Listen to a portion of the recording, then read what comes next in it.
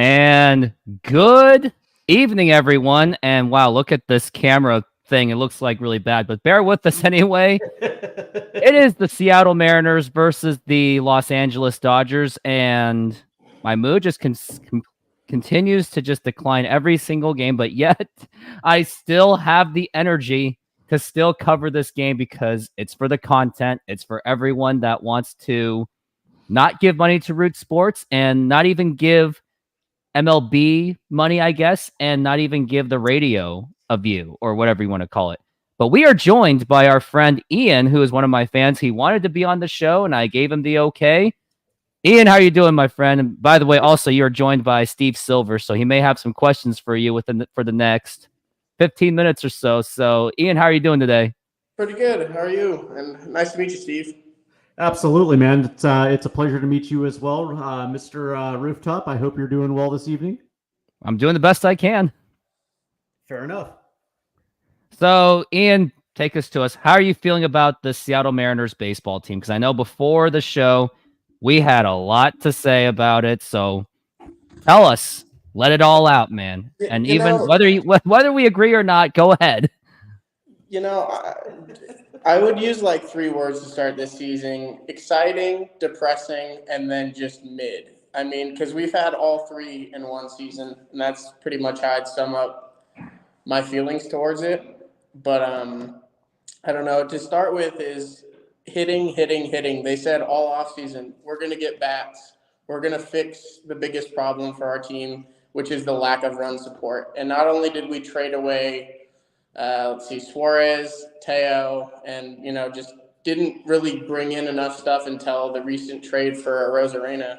To me, it's still a big missing part, and we're now really costing us games when you have pitchers going out there giving you 7 quality innings of no-run ball, and then we can't even get more than 2 men on base, and it's just out after out after out. And for me, it's time for answers from not ownership, but Jerry DiPoto needs to be honest and sit down with Scott and say, what are you going to do to take this team to the next level? Because we've been giving you years now, and you're just not replicating it. And I get fans will take this differently than I do.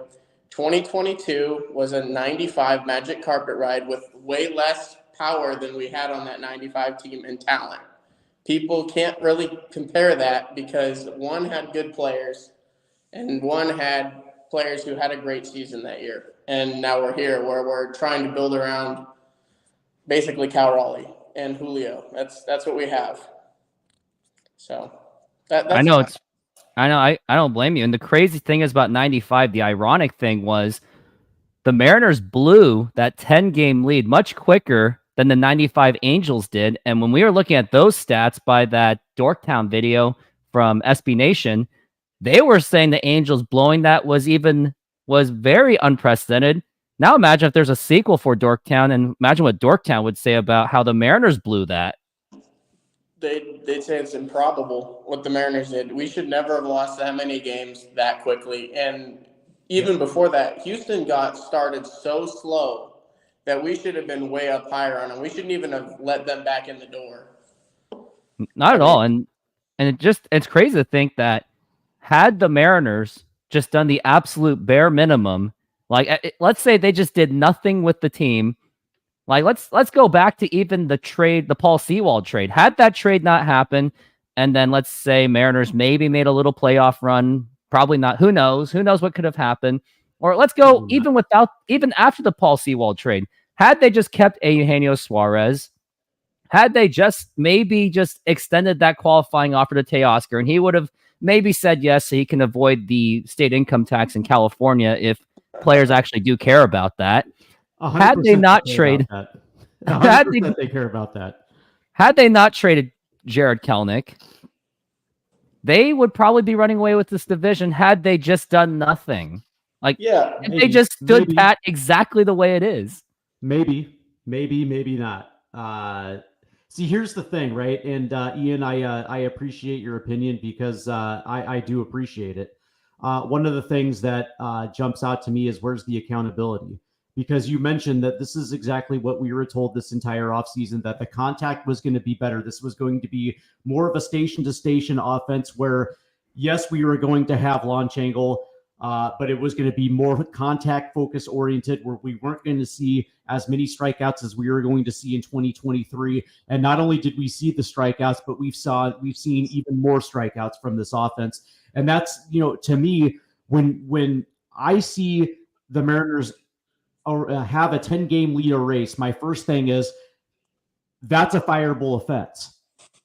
And especially as this thing progresses, as we get towards the end of the 2024 season, where is that accountability? Like, if this team fails to make the playoffs, I don't want to hear any more excuses. I actually want to see some accountability, which means Scott Service has to go, which means Jerry DiPoto has to go. These two do not have contracts after the 2024 season.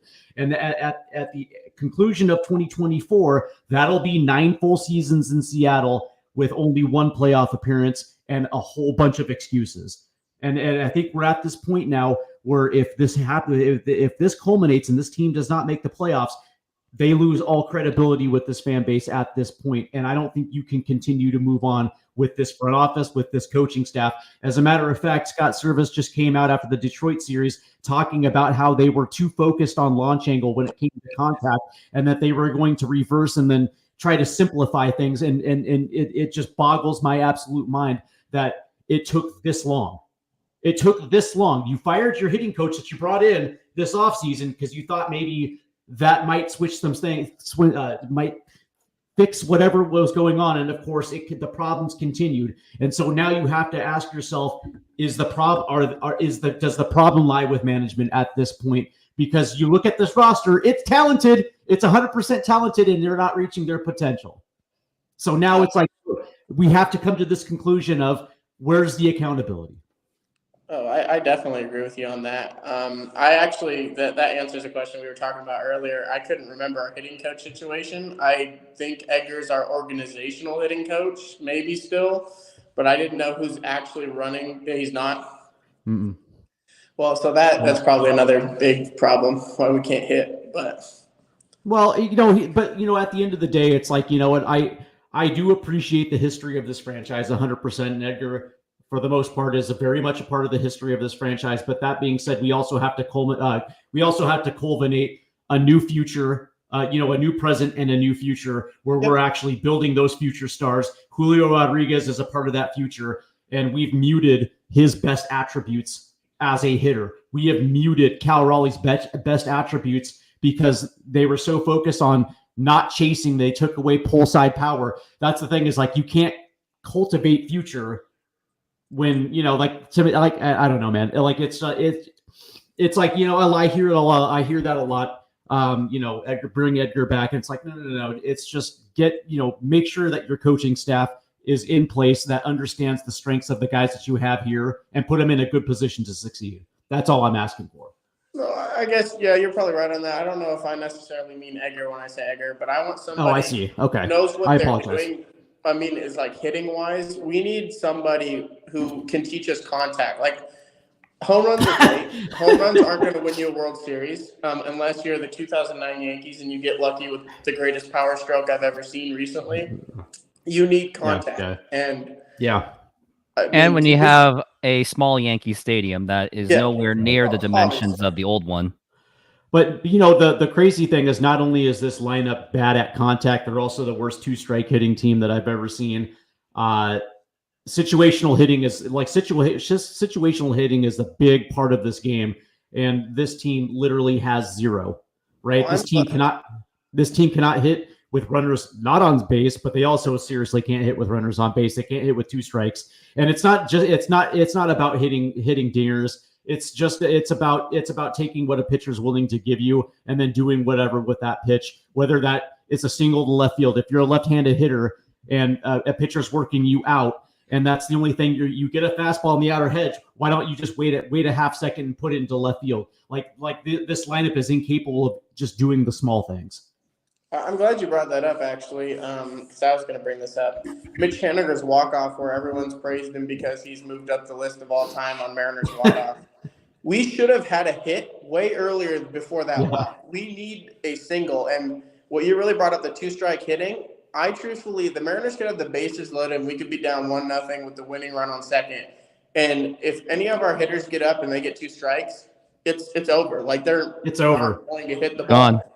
And Yeah. I just want to know who's going to help with this, because like Cal Raleigh, for example, I get he can hit bombs. I get he strikes out a lot. I would just love for him to be able to get up and put a single in the play and know that he's not just going to be power or nothing. I just want something out of him that's not just home run, or anyone on the lineup to be able to say, you're going to come in and you'll be able to do this. With situational hitting, I just don't see it. As you've already stated, we don't have it. And I don't think this team's going to make the playoffs because we don't. I don't either. The hitting. We just don't. And well, my other thing the funny thing is that I keep hearing that we have a lineup of good hitters, and I'm like, okay, well, if they're good hitters, then why aren't they hitting good? You know what I mean? It's like, I'm not a big fan of batting average, but the one thing batting average does tell you is whether or not they're hitting, right? And it's like, you look up and down this lineup, and you're seeing guys that are like barely above 200, which tells me when they're not getting their pitch, they're not doing anything else. Oh yeah, no. Which I think is funny you brought that up, because has anyone noticed Ty France's batting average since leaving the Seattle Mariners? 273 with 3 bombs. And before those Mariner fans say, oh, we are a cursed organization, which many people say, my counter is this. No, we just suck at coaching our batters. That's it. That's exactly what it is. It wasn't that Ty can't hit. It's that he didn't have the coaching to help him get out of his slump he was in. And he's like, I'm not saying he's going off and having a crazy second half, but he's showing that he can still hit, and he's not where he was here, abysmal. He's going 2 for 4 one night and then 12 games of 0 for 20 or whatever. It comes back to the Mariner hitting philosophy, and the funny thing about it is, and I've said this routinely. What's funny is, like, hitting a baseball and stepping in the batter's box is one of the simplest things you can do as a baseball player. And there's a reason why they said thinking only hurts the ball club, right? Because if you're a manager or you're an organization that is giving too much information to your hitters, where they're worried about their launch angle or their X slugging in a 3-1 count, where you're giving them too much information, it's going to be a problem.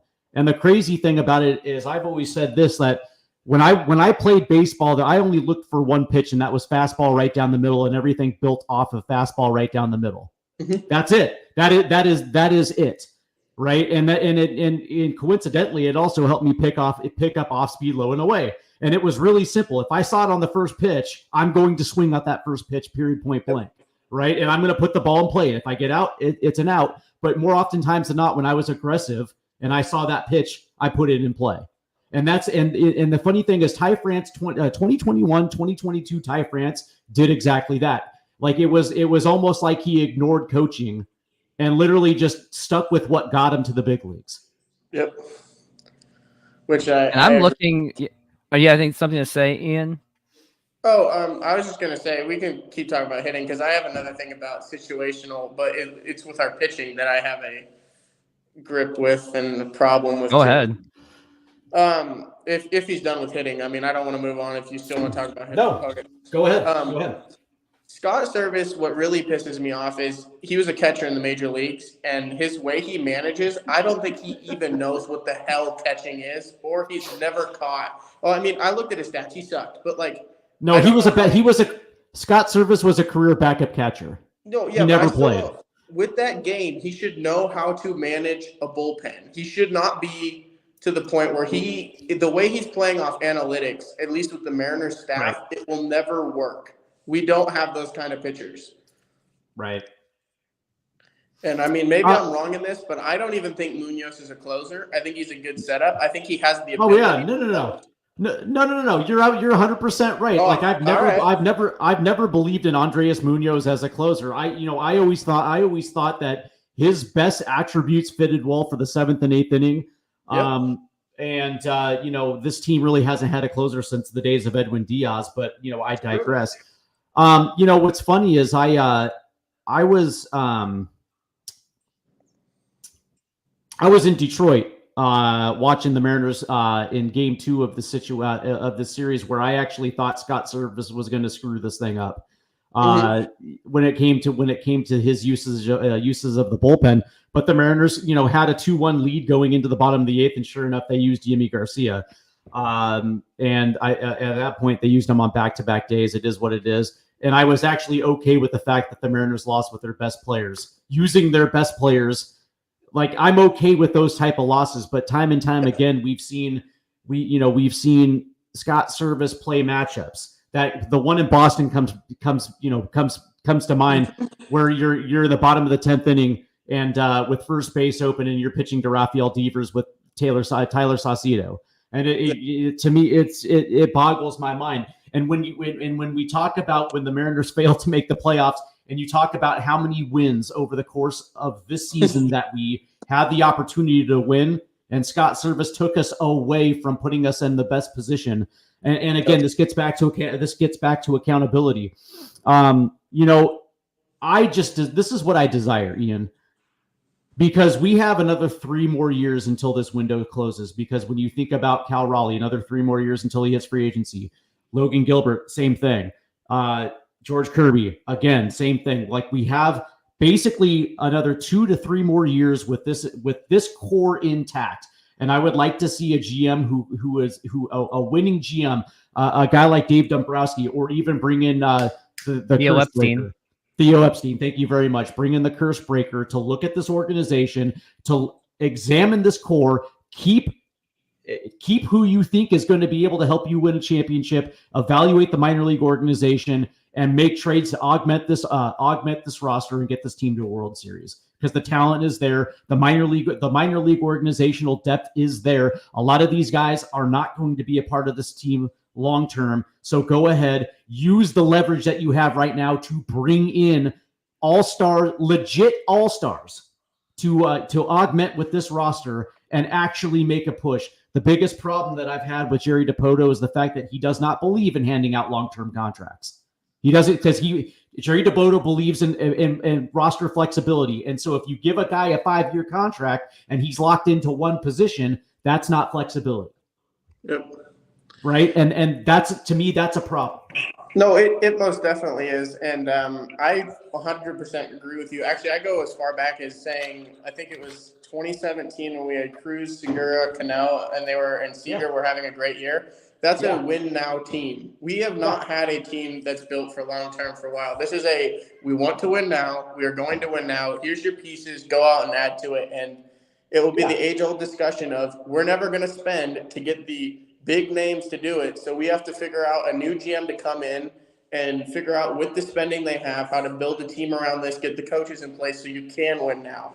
Because, I mean, our owner is never going to give the money. He doesn't want to see us succeed. And I'll say that until I die. Stanton is the biggest scumbag on the planet. Yeah, see, that's the thing, man. Stanton's not Nintendo. See, I would agree with you if this was the Nintendo ownership. I probably would agree with you. But the thing about it is, I do believe John Stanton wants to win a World Series. And just like any professional sports team, they have a budget. But please believe me when I tell you that the Mariners print their own money. They are a very wealthy franchise. They have a corner of this country with no competition. You know what I mean? As far as baseball goes, right? And that's the thing. It's like every single year they're profitable. Every single year they get at least 2 million fans to pay those ridiculous ass prices to go to T-Mobile Park. They make money. 100% they make money. And if they actually want to go spend dollar for dollar with the Dodgers, they could. They really could. They just choose not to. Well, yeah, and again, I don't think that it's that Stanton doesn't want to win. I think he's not as bad as Fisher, but I think he has money that he's just not willing to use in certain areas for certain deals. Maybe. Or maybe it's, I could be wrong. Maybe it's Dipoto. Maybe Dipoto tells him, I don't want to spend this money. I'm not going to get this guy. I'll give you a good example. This entire offseason, we heard that the Mariners just did not have the payroll flexibility to go out there and add major pieces. And as we saw, he trimmed payroll to add payroll. But then when it comes to the deadline, what does he do? He adds payroll. He adds Randy Arozarena. He adds Justin Turner. Jimmy Garcia. They didn't get rid of guys to make payroll to make room for those guys. They just added it. So and you're gonna sit there and try to carry on that narrative like they can't afford to up payroll. Bullshit, because they just did. That's very true. You are correct. We added some pieces, which I didn't even think they'd add. Which, I like Arozarena. I'm not sold on Turner. I still don't think we needed him. He's a free agent after this year, but you get but you know what it is. What it is. They added payroll. Yeah, they added payroll. Yeah, it's just I don't know where we're at right now. I just want to see us finish the season on a good foot forward to building something new. Because we could go win out and get in the wild card, but I don't think Scott knows how to manage to win. We get a team like Toronto again. We get 2 games where we have. Because actually, game 2 of Toronto, when we won it last time in the playoffs, we were down so much on that the comeback 8 to crazy. 1 or something like that. It's not that we were in that game to begin with. We had a comeback, we got in, and then we had a great momentum in Houston. And it's a different team, and we don't have that momentum anymore. Oh no! But I'm just saying, I don't think this team is capable of doing what that team did by any means. At least with this coaching staff. Coaching staff. Not at all. And that's weird because that coaching staff was able to do that, right? I think it's just a different cast of characters. It's a different cast of characters. But also, what's interesting about it is, and I get back to the fact that, they've muted some of our best players' strongest attributes because they were so worried about the strikeouts that they took them away from the things that they do the best, right? Which is what got them there to begin with in the first place. And let's understand that players aren't developing the way that they used to back in the 80s and 90s, right? For example, back in the 80s and 90s, you could not come up to the major leagues unless you can prove you could hit to all fields. That's something you had to do. Now it's different. Towards the mid 2000s, when the steroid era ended, and Major League Baseball was looking for a way to keep power numbers up, they went to full pull power hitter, right? Mm-hmm. So kids now are developing with one skill set, which is basically just to be pure pull power hitters, right? Bryce Harper, Aaron Judge, all these guys have one attribute and they do it very well. Julio Rodriguez has got that too. Rodriguez is a natural pull power hitter. And what are we not seeing this year that we saw the last 2 years, right? Julio gets off to a slow start, but Julio eventually rebounds in the second half of the season and becomes an MVP candidate because he finally just, for whatever reason, his timing, whatever the case may be, but Julio is an absolute animal when it comes to inside fastballs, cutters on the inside portion of the plate, and he drives them into the gap or he drives them into the bullpen. And what are we not seeing this year? Julio is not even catching up to the inside fastball anymore. And why is that? Why is that? Because he's so hell bent on not flailing on slider low and away, right? Yeah. So his counts are like he's working counts and he's taking the occasional walk, but every fastball that comes right down the middle of the pipe, it's either fouled away because his timing is not there, or he swings right through it. Yep. Right. Very accurate. Right. And that to me is a direct reflection of the coaching. Right. They've taken him away from his God gift of basically stroking an inside fastball over the left field fence. They've muted that away. They've taken that away from Cal Raleigh.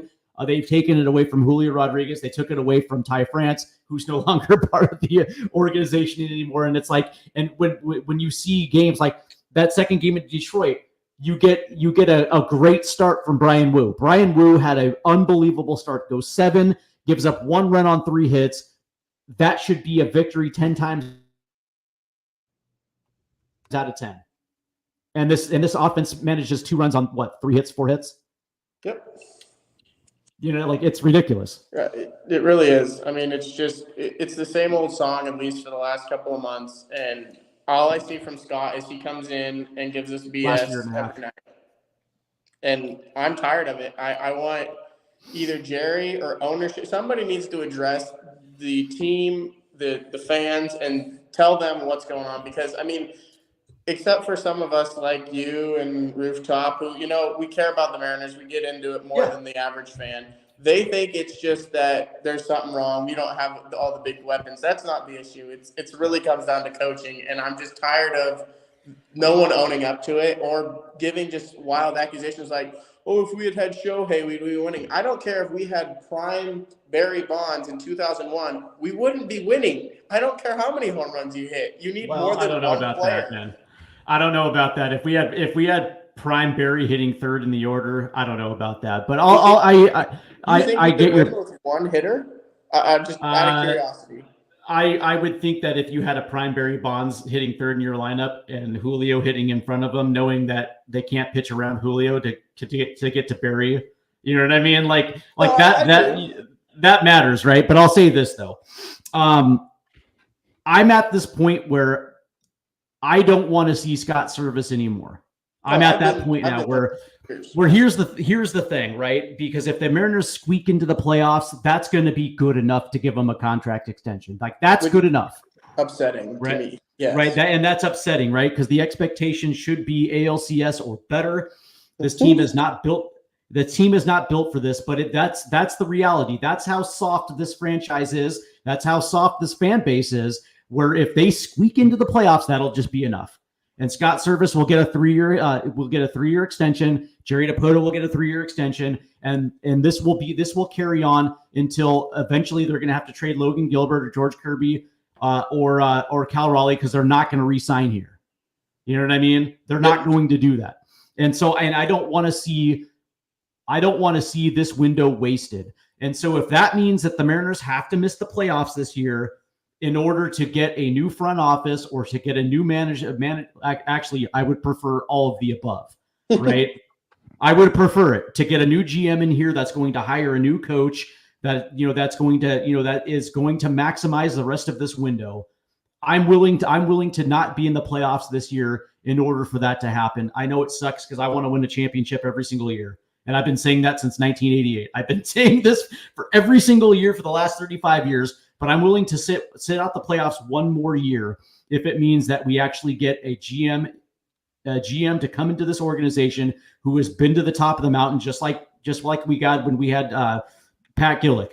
Mm-hmm. You know, Pat Gillick had the best 4-year stretch in team history. He was a proven winner. If we can get one of those guys in here who's going to hire a coach he trusts, who's also a winner, I'm willing to sit out the playoffs this year for that 100%. And I'm 100% with you. Actually, I've been fed up with Service for the last 2 years, even when we made the miracle push. I'm tired of it. I want change, and I want it now. And I get the fans want the playoffs, but what mediocre do you want? You want to be the team that gets into the wild card or the ALDS and gets tromped every year? No, I don't want that. That's the truth is the Mariners have been spinning their wheels for the last 3 years as a fringe playoff contender. Mm-hmm. They're good, but they're not great. You know what I mean? There's a ceiling right now to this team. And that's the thing is I like somebody to come in to break that ceiling so we can actually elevate this team higher because all the building blocks are there. I'm hoping that would happen, but I mean, on the worst case, what if we do miss it and they still extend Service because Dipoto got his extension? See, that's where I'm also concerned that I quit.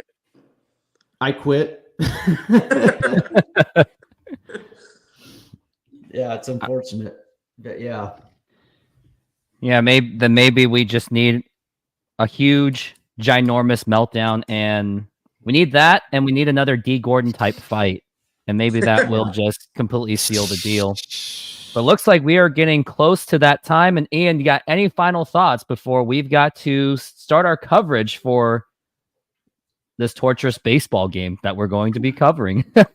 We can, compete tonight, something. That's all I'd like to see is some competitiveness come out of our club. But no, thanks for having me on. It's fun to talk baseball with people who actually understand instead of people who don't really know the game. I mean, I've been coaching travel ball for the last 4 years. So I've been in baseball my whole life all the way up to college. So I know, but it's just it's just frustrating when I think I could put a bunch of 14-year-olds out there and they'd be able to hit in situations better than the major leaguers. And that to me is a problem. You know, what's funny is I thought that, one of the hallmarks, at least, of a Scott Service baseball team is they seem to show up against the other playoff teams, right? That was like, like you knew that they would play down to competition, like against the Angels. You like they would dub a series here and there against bad competition, but they would always show up against the Astros or another playoff contender, right? That Phillies was like and Mets. right? But this year they haven't shown up at all. Not against playoff contenders, not against the White Sox or the A's or the Angels. Like they have just been consistently. I guess you use the word mid. Yeah, I guess you could say that word is accurate. They've been mid at best all season long. Yep. Even when they had the 10-game lead in the division, they were mid. I didn't believe No, I was telling Astro fans of like, hey, you guys are fine. Your guys are gonna make a comeback. It's okay. Sure. And these Astro fans like, I hope you're right, man. Like that's the new trash talking I have with Astro fans. I'm just being condescending with them, saying, no, you guys are fine. It's all good. We suck. Dude, as a longtime Mariner fan who has seen it all, it's like when we jumped out to that lead, I was like, it doesn't matter. Like here, the reality is that Houston started the season with a lot of guys that were on the DL, and eventually they were going to get healthy. And once they got healthy, this is a team that has been to the LCS for 7 straight years. This team knows how to win baseball games, right? That's something that the Mariners don't have. We do not know how to win at that high of a clip. So I was like, it was only going to be a matter of time before Houston caught fire. They caught fire, and that it is what it is. It is what it is. Yep. All right. Well, Ian, thank you very much for being on the show, and enjoy this baseball game. I hope. It was hey Ian, it was a pleasure meeting you, and I hope we do this again, man. I'd love to do it again if I'm invited back. But enjoy the call, guys. I'll be listening to you because I can't bear to stand Rick Riz waste his voice on this awful team. Oh, I feel bad for the guy now. Dude, I love Rick Riz though. I love Rick Riz though. That's my thing. Dude, he's the greatest dude in the world. I love Rick, but yeah, it's like when it's like, you know, it was just like Dave Niehaus, man. It's like these dudes wanted this team to win so bad so they could actually call meaningful games. I grew up it sucks. All I did was listen on the radio, and I feel bad for him to have to call this. Yeah. So, thanks, guys. All right. Thanks. Thanks for being here. All right. Now let's get into the game. And thank you, Ian, for being on this show. And I'm sure we will have you again. And maybe other Mariner fans will follow. But now let's take a look at the matchup of this game. We've got Bryce Miller, who had fantastic game last week, but he was robbed by getting pulled by Scott Service too early. I know I said it 100 times like I'm kicking a dead horse. Against one of my fantasy baseball assets that I just added, Walker Buehler. He's probably going to give me 10 strikeouts just like what Gavin Stone did last night. He is going to be going, and he has a 5.58 ERA, and I expect this to be a very difficult matchup. That 5.58 ERA seems so intimidating because Mariners are just scared against going up against these +5 ERA guys, which ironically, when the Mariners went up against that Paul, what's his name, from the Pirates, they actually held up okay comparatively. Paul Skeens, they actually were able to hold up a little bit. And now when they play it against... It's so Seattle Mariners, right? Where, you know, they get dominated the first 2, and then all of a sudden they break out in that third game for 10 runs, and it's like that's not going to carry. That there's zero carryover to that. And then, you know, when they, you know, game 1 against LA, I was just like, yeah, of course, that's the Mariners that I know and love. That we know and love, and look at that. I think that's the comment of the night so far.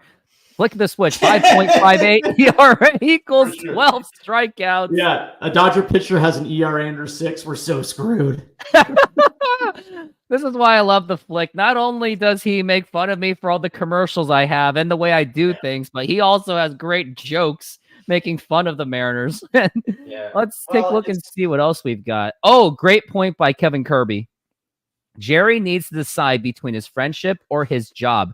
I just don't get why they didn't fire all their coaches and why just Brant Brown, which is a great point. I mean, it takes me back where, just as a very small example, but I actually have a friend where he makes fun of me of how I work. And there are times where he says, man, if I was the boss, I'd fire your ass. Like, I have a friend literally like that. Like, he's not gonna like completely job protect me just because we're like the best friends, and we're like best friends to the point where like we could be brothers. But when it comes to like work and business, oh, he'll give me a really hard time, or vice versa. And that's what Jerry won't do. He has no balls. Yeah, well, these two have been working together for years now, right? So this is nothing new. They they have a close personal friendship, and the question is well, if John Stanton came to Jerry Dipoto and said, listen, it's either your friendship or your job, you choose, because we're nowhere near our expectations, and so you have to decide, do you want to get fired or do you want to fire your buddy? Which is it? I'd be curious to see which way. I'd like to be curious to see which way the wind blows with Jared Dipoto, right? Like, is it loyalty or is it his job? If he's smart, he takes his job.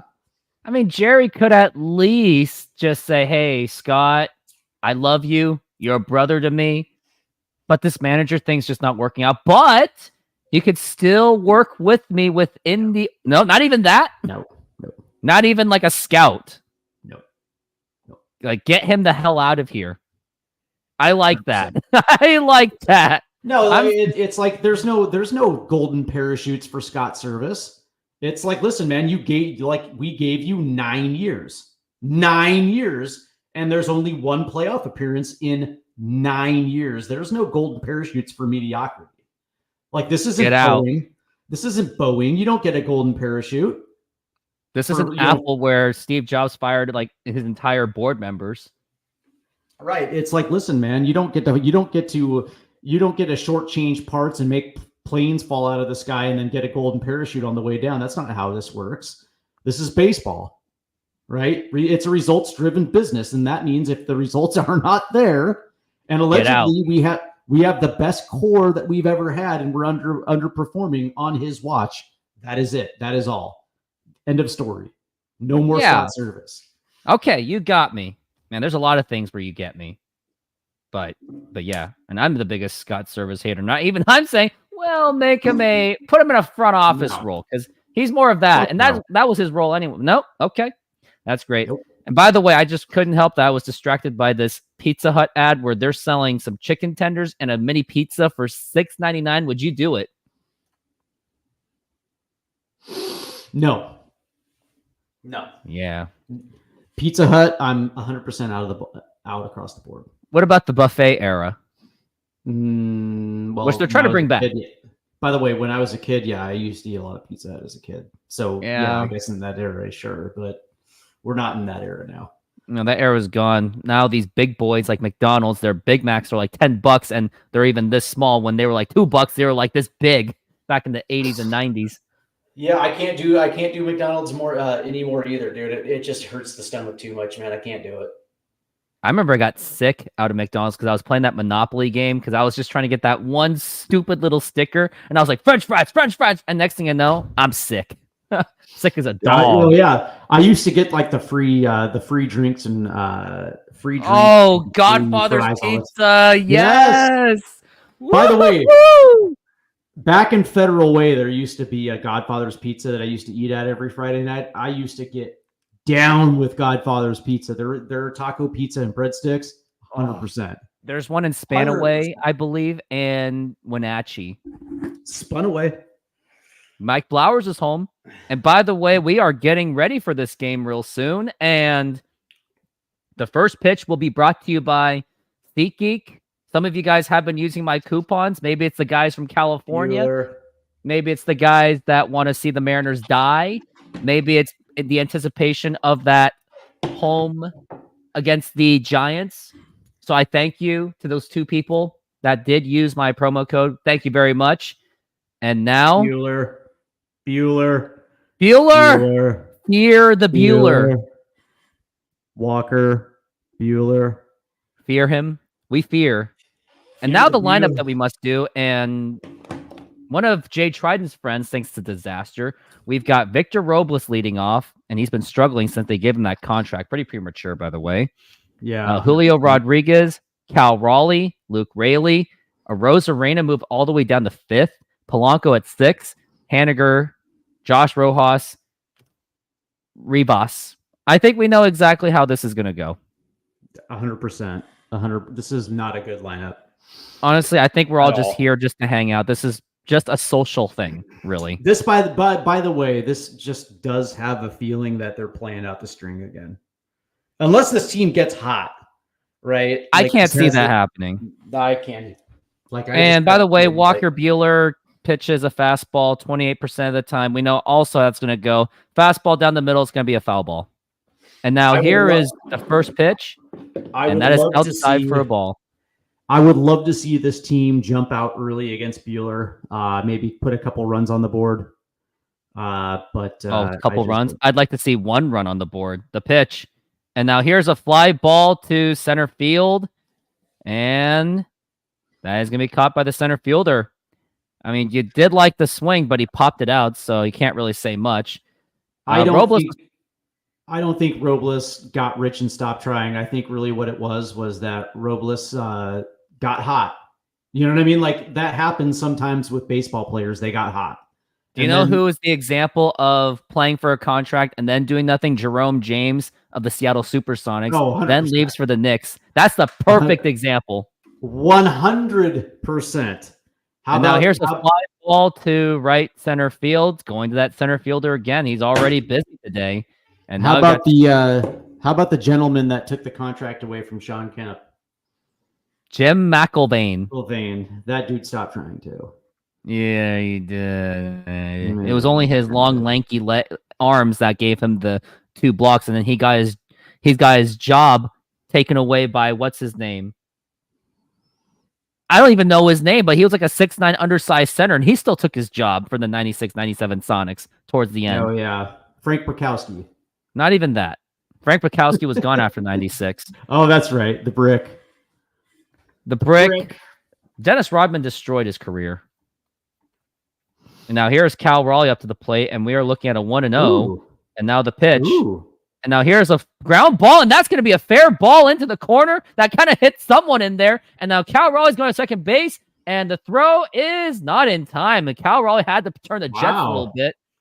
And now we've got with the wheels. The double. He hustled. The wheels. And speak of, Ryan Divish did report that Scott Boras, Cal Raleigh's agent, was having a conversation with Scott Service. I wonder what that was about. I wonder if it's like, hey, get ready for his free agency. You got the money for him by then? No, it's, can you please stop running my client into the dirt by playing him 152 times a year? Can you actually manage and not make sure that my client isn't broken by the time he hits free agency? That's a good point. I like that one. Yeah. Oh, it was like the ball boy that got hit, kind of, almost. And now here's Luke Raley looking at a 1-0. And now the pitch. Check swing. Did he go? No, he did not. But how dare he even bother doing a check swing? How dare he? By the way, left-handed batters are hitting 341 against Walker Buehler.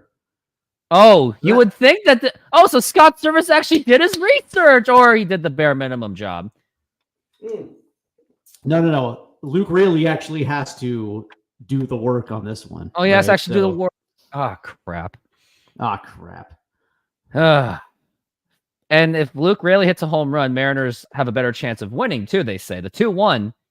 And that is outside for a ball. Good eye. So that's going to leave an opportunity for Randy Arozarena, who's waiting on deck right now. Well, let's see what we do here. 3-1. 3-1 to Luke Raley. And now here is the pitch. And that is ball 4. Take your base. And now we've got runners on first and second. But with Randy Arozarena up, I think we already have an idea what's going to happen. Walker Buehler was not happy with that one. He thought he caught the upper part of that zone right there. That was outside, man. Come on, Buehler. That was a little up right there. So come on, Buehler. It's the Mariners. You'll take care of them. You're a 5-guy ERA. You have a good chance. Let's go, Randy.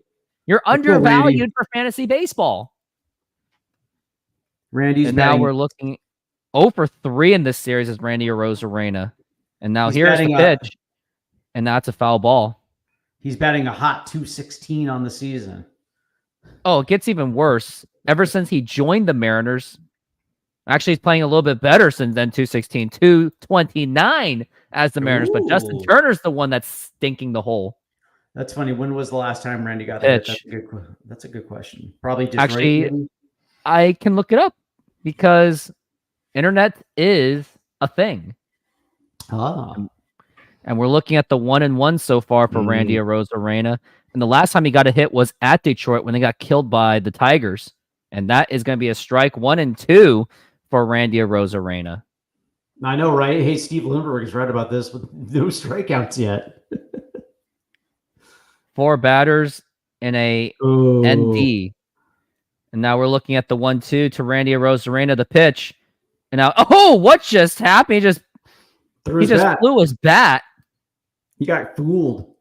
And now he's got to give it to Randy Arozarena. If Tommy Lasorda was there, he would have had to dive for his life. Tell you what, man, he was fooled on that pitch. He was way out in front. But here comes the strikeout right here. 1-2. Oh, you feel it, don't you? Oh yeah, fastball running away on the outside corner of the plate, and he takes it. Watch. Oh, you already seen it. You already ruined it for me, didn't you? And now we're looking at the 1-2, and that's outside for a ball 2-2. I was wrong. See, I told you. He fell for it. No, he didn't fall for it. That's good. Come on, Randy, don't let me down. Yeah, he'll let you down. Don't worry. We're looking at the 2-2 and the pitch. Oh, outside for ball 3. Are they actually working the count? Bueller can't locate the fastball right now. Hey, Bueller, it's fine. It's the Mariners. You got nothing to worry about. And we're looking at the 3-2, and now the pitch. And that is ball 4. Take your base. And now we got the bases loaded with 2 outs, though. And the batter is going to be... Oh, no. Oh, no. Here's my perfect reaction to this. It's going to be Polo. I think I want to get myself squished by Austin Powers just because of that. No!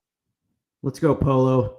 The 683 OPS. Patriotic bat that he's got on the handle. And the pitch. And that was right in the middle for a strike. I mean, that is as strike as it gets. Why do we have to have Polo? Why? Yeah, he's just staring at meatballs. It's correct. Well, that's and now here is the 0-1. Oh, it was right there, Polo. What are you doing, man? Are you gonna strike out after this? Like you can't do this to me. He's doing what Polo does. What was your initial reaction when the Mariners traded for him? Were you like, oh no? No. As a matter of fact, I actually thought it was a good trade. Pitch. But, Inside, and that is going to be ball 1. And actually, at this point, Polo should just step into it. If I were him, if it goes anywhere inside, he should step into it and take it for the team. Ooh! Offense we can get. And now the 1-2.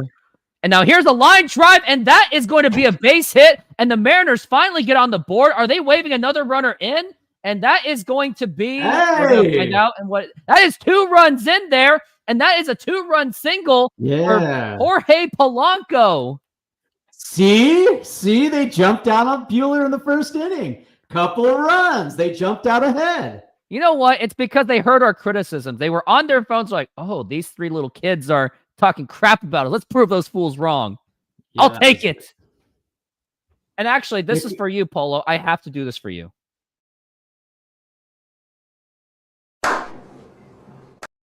Well, now they're pitching to Mitch Haniger, so I can't really play it the full time. Imagine if I played that and then Mitch hit a home run after that. That would have been embarrassing. And now we're looking at the 0-1, and look at Bryce Miller. He's just like breathing, like, yes, I got 2 runs. And now the 0-1. Oh, why did you do that? The fact that Mitch is still on this roster is it just boggles my mind. Who would you rather have? 2010 Ken Griffey Jr. right now or Mitch Haniger? I'd take 2022 Adam Frazier. That's not the question. That's not the choices. The 0-2. And that is outside for a ball. I would take neither. No, but you got to choose the lesser of two evils. I mean, I did look up the numbers already. Mitch Haniger is still better than 2010 Ken Griffey Yeah, Jr. I would take this version of Mitch Haniger over. But it ain't saying much. The pitch. Oh, and that hit him. Would you hear?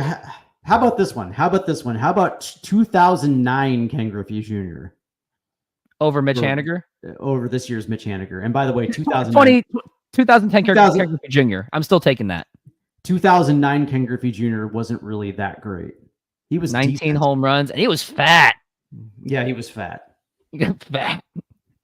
Fat. We're talking fat. Like, he got big, and it's not like Barry Bonds big. Like, it was like Jabba the Hutt big.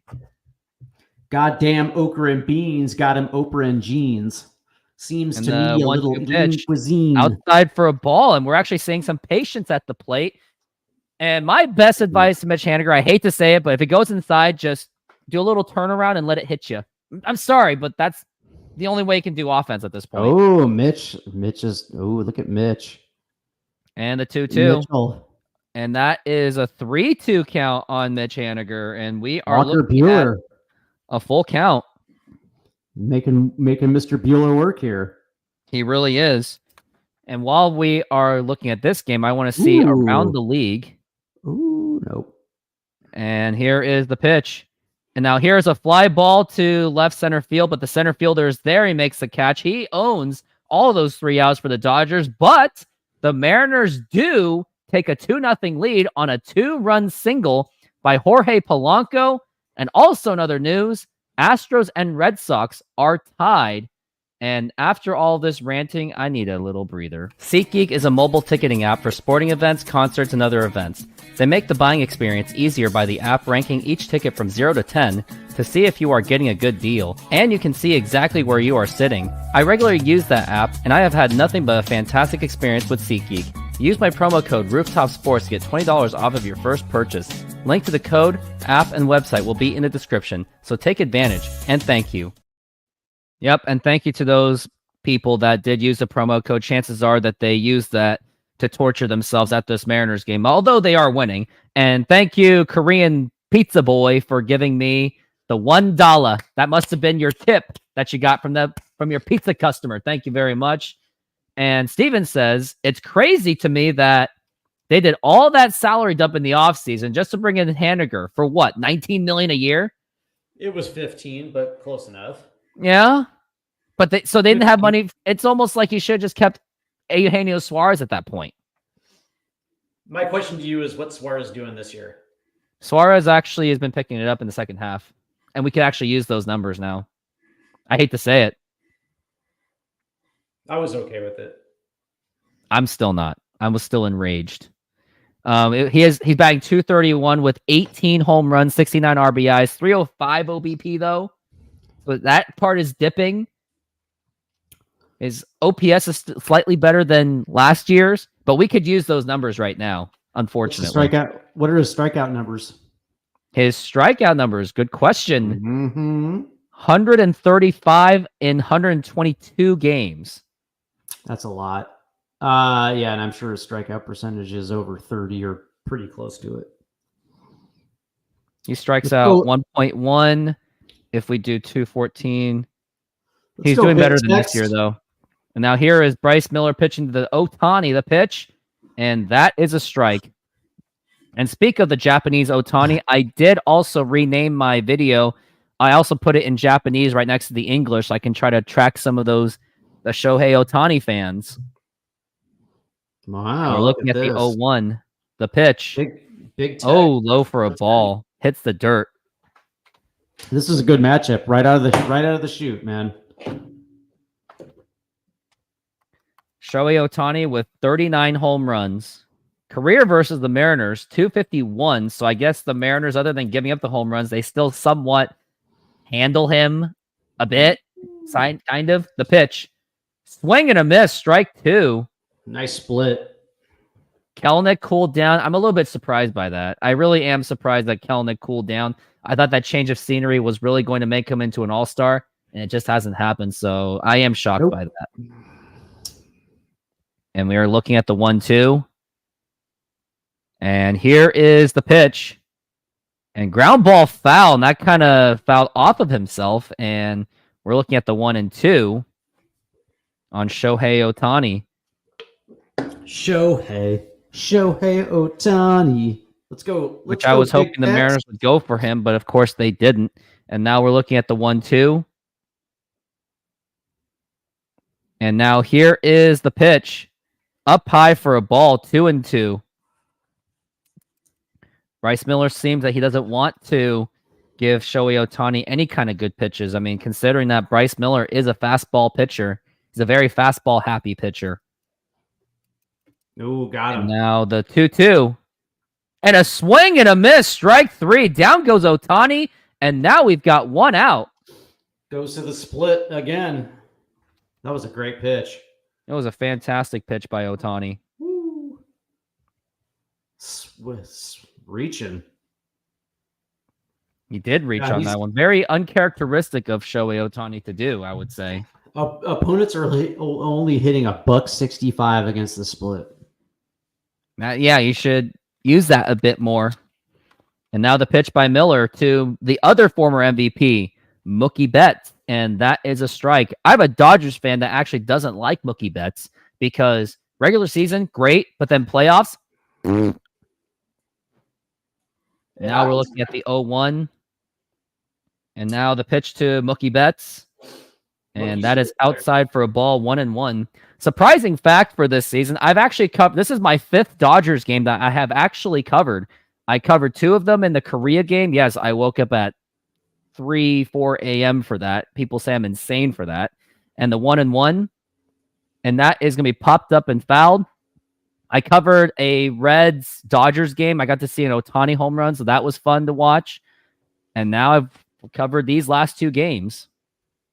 Mookie Betts against the Mariners bats .240. So it seems that the Mariners pitching staff, they are more than capable of handling this Dodgers offense. They just got to score. And now the 1-2 pitch, and that is low for a ball, 2-2. And also, just a bit, I'm going to turn on the Astros game on my phone so I can closely monitor that as well. Yeah, it's not necessarily about the first time through the lineup. It's going to be the second time through the lineup for Big Tex here. This is exactly. Oh, strike 3, and Mookie Betts went around, and that is going to be 2 outs. This is exactly what I expect.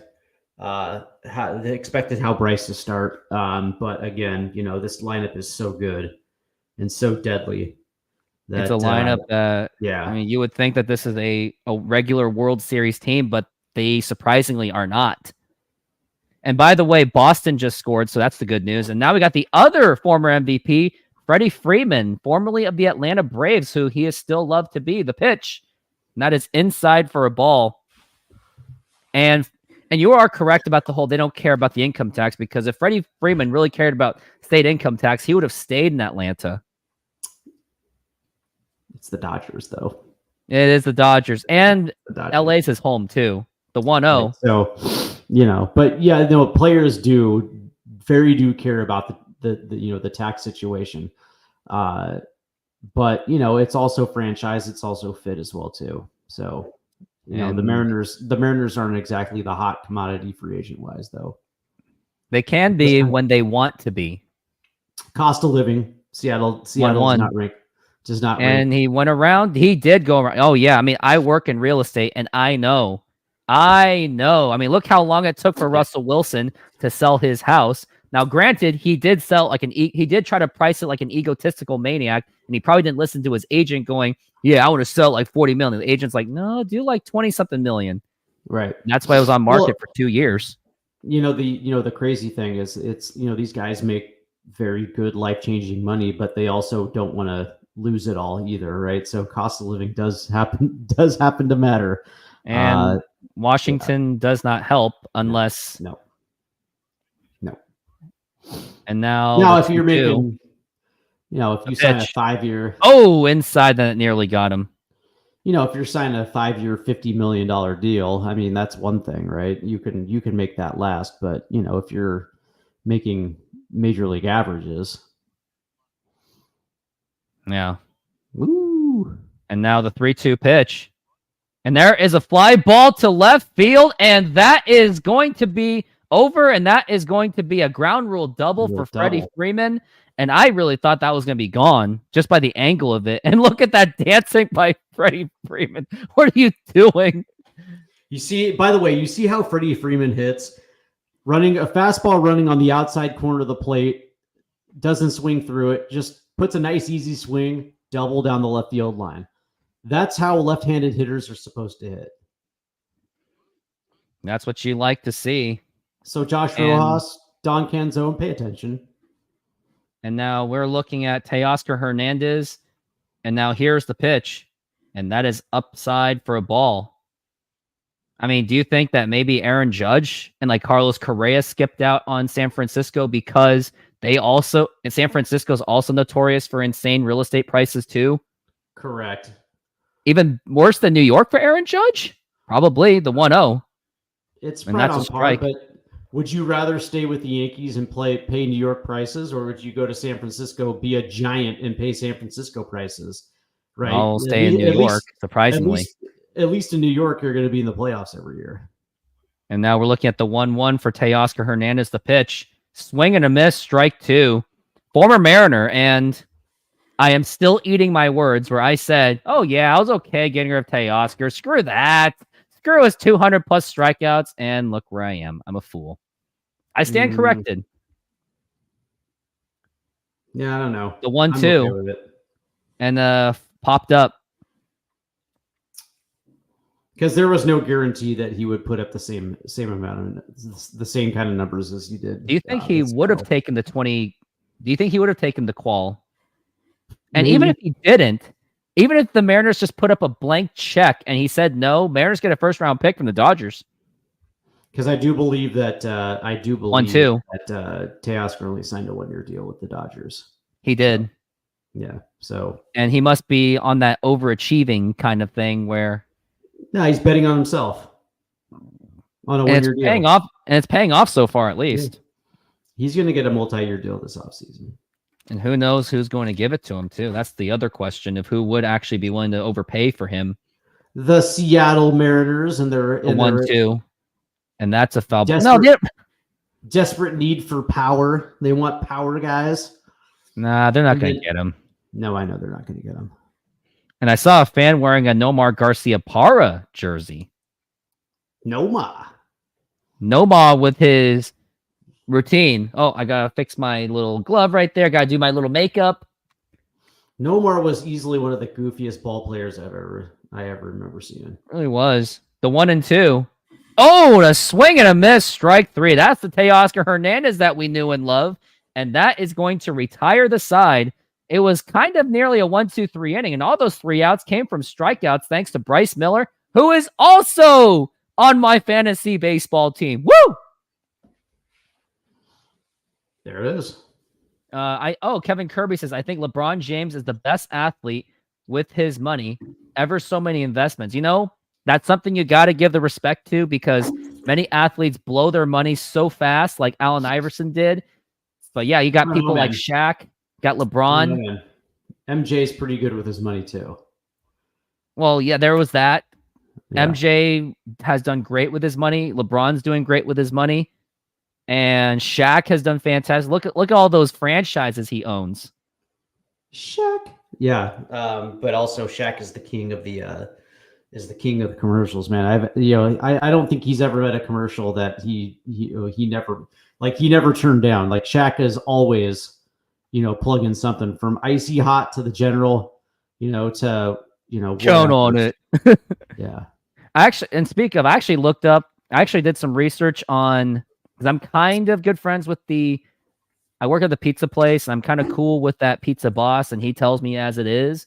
But when I did some extra research on franchise, oh boy, it's a very tough business to be a part of. Like with the take home pay that you get, if you're lucky, you're a glorified general manager with the pay that you're 100%. getting. 100%. And when I saw this video, I made a joking comment saying, I'm sure minimum wage raising advocates might change their mind after on what they believe after they see this video. Like the guy was stressing a lot about like labor costs. Yeah. That was his biggest stressor. And he admitted that the Well- only reason he overpaid to do labor was just so he could go on vacation for like a week.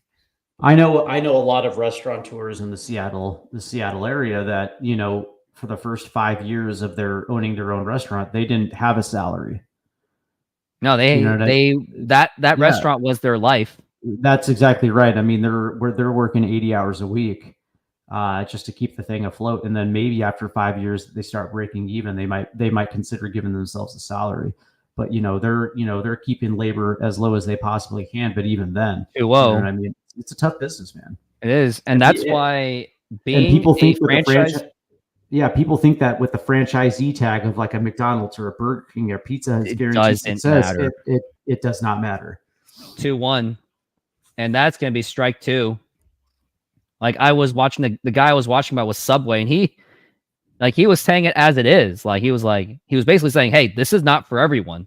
The 2-2 pitch, and now here's a ground ball, and that is going to be an easy out as a little bit of tapper. But yeah, if you're a franchise, I wonder how it must feel if you're a franchise owner in any fast food in California. I wonder how they're feeling right now. They're obviously thinking about, man, I better start investing into a robot because they cannot keep up. There are fast food restaurants down in California that have robotic burger flippers and French fry fryers. Yeah, they don't need labor because automation has taken those jobs. It is. And here is Leo Rivas. And now we're looking at Leo! the 0-1. And now here's the pitch. And now here is a line drive, and that is a base hit, and that is going to be a single for Leo Rivas. And it's good to see these below average Mariners actually stepping up, like Jorge Polanco has done it. And now look at Leo Rivas. The Spirit of 76 checks in with a base hit. Look at Leo. It is, absolutely. Base hit. Like I talked to the boss I work for, the Sahara Pizza. I asked him, "Hey, do you want a robot someday?" He said this, "F yeah." That's what he said. The pitch. Because he knows the future. Well, what's funny is a lot of pizza places have stopped hiring delivery people and just they Ubered out. They Uber it out or they DoorDash it out. Yeah. I'm lucky enough that he lets me deliver for him. Right. I mean, 1-0. But a lot of them just, instead of hiring delivery drivers, they just have DoorDash do it. It's worth the cut. It's worth most of his driving labor is actually him and his 2 brothers that own it too. They'd rather drive it themselves. Yeah, for sure. Plus they get, they make tips. Yeah, they want their little tip money, a little piece of the pie. Yeah, and the 2-0 to Robles. And that is a strike. And the umpire has an interesting way of calling a strike. He's like this. He does that little dab. And by the way, it's 6-5, and it's the top of the 9th inning. So hopefully Boston can come up with more runs against Houston. And now here is the 2-1. Oh, and the time has been called. Strike 1. I love Dirac 1. Yeah. When I play softball, when an umpire calls strike, he just laughs at me. And now the 2-1. Nice. Oh, and a bunting effort by Robles, and there is no play. And that is going to be runners on first and second. I wonder how behind I really am. Yeah, I was pretty much behind. And that's how you bunt. You put it right down the first base line. That's what I want to see. That's what the Mariners have got to do on their offense. Start playing small ball. Don't try to just hit home runs after home runs. Home runs is not always needed. Absolutely, man. Make your first baseman come out and make a play. And Robles with the speed. That was nice.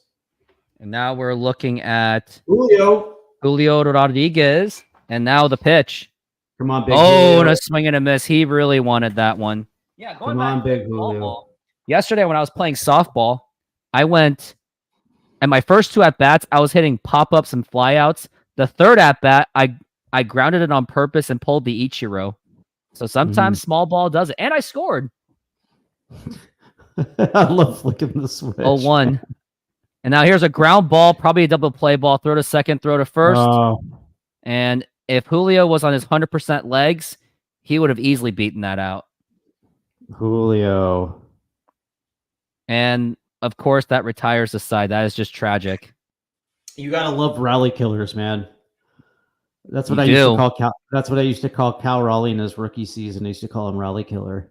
'Cause Yeah, he do you know always- how you know how I feel about a rally killer? It's exactly how I feel. I got you, man.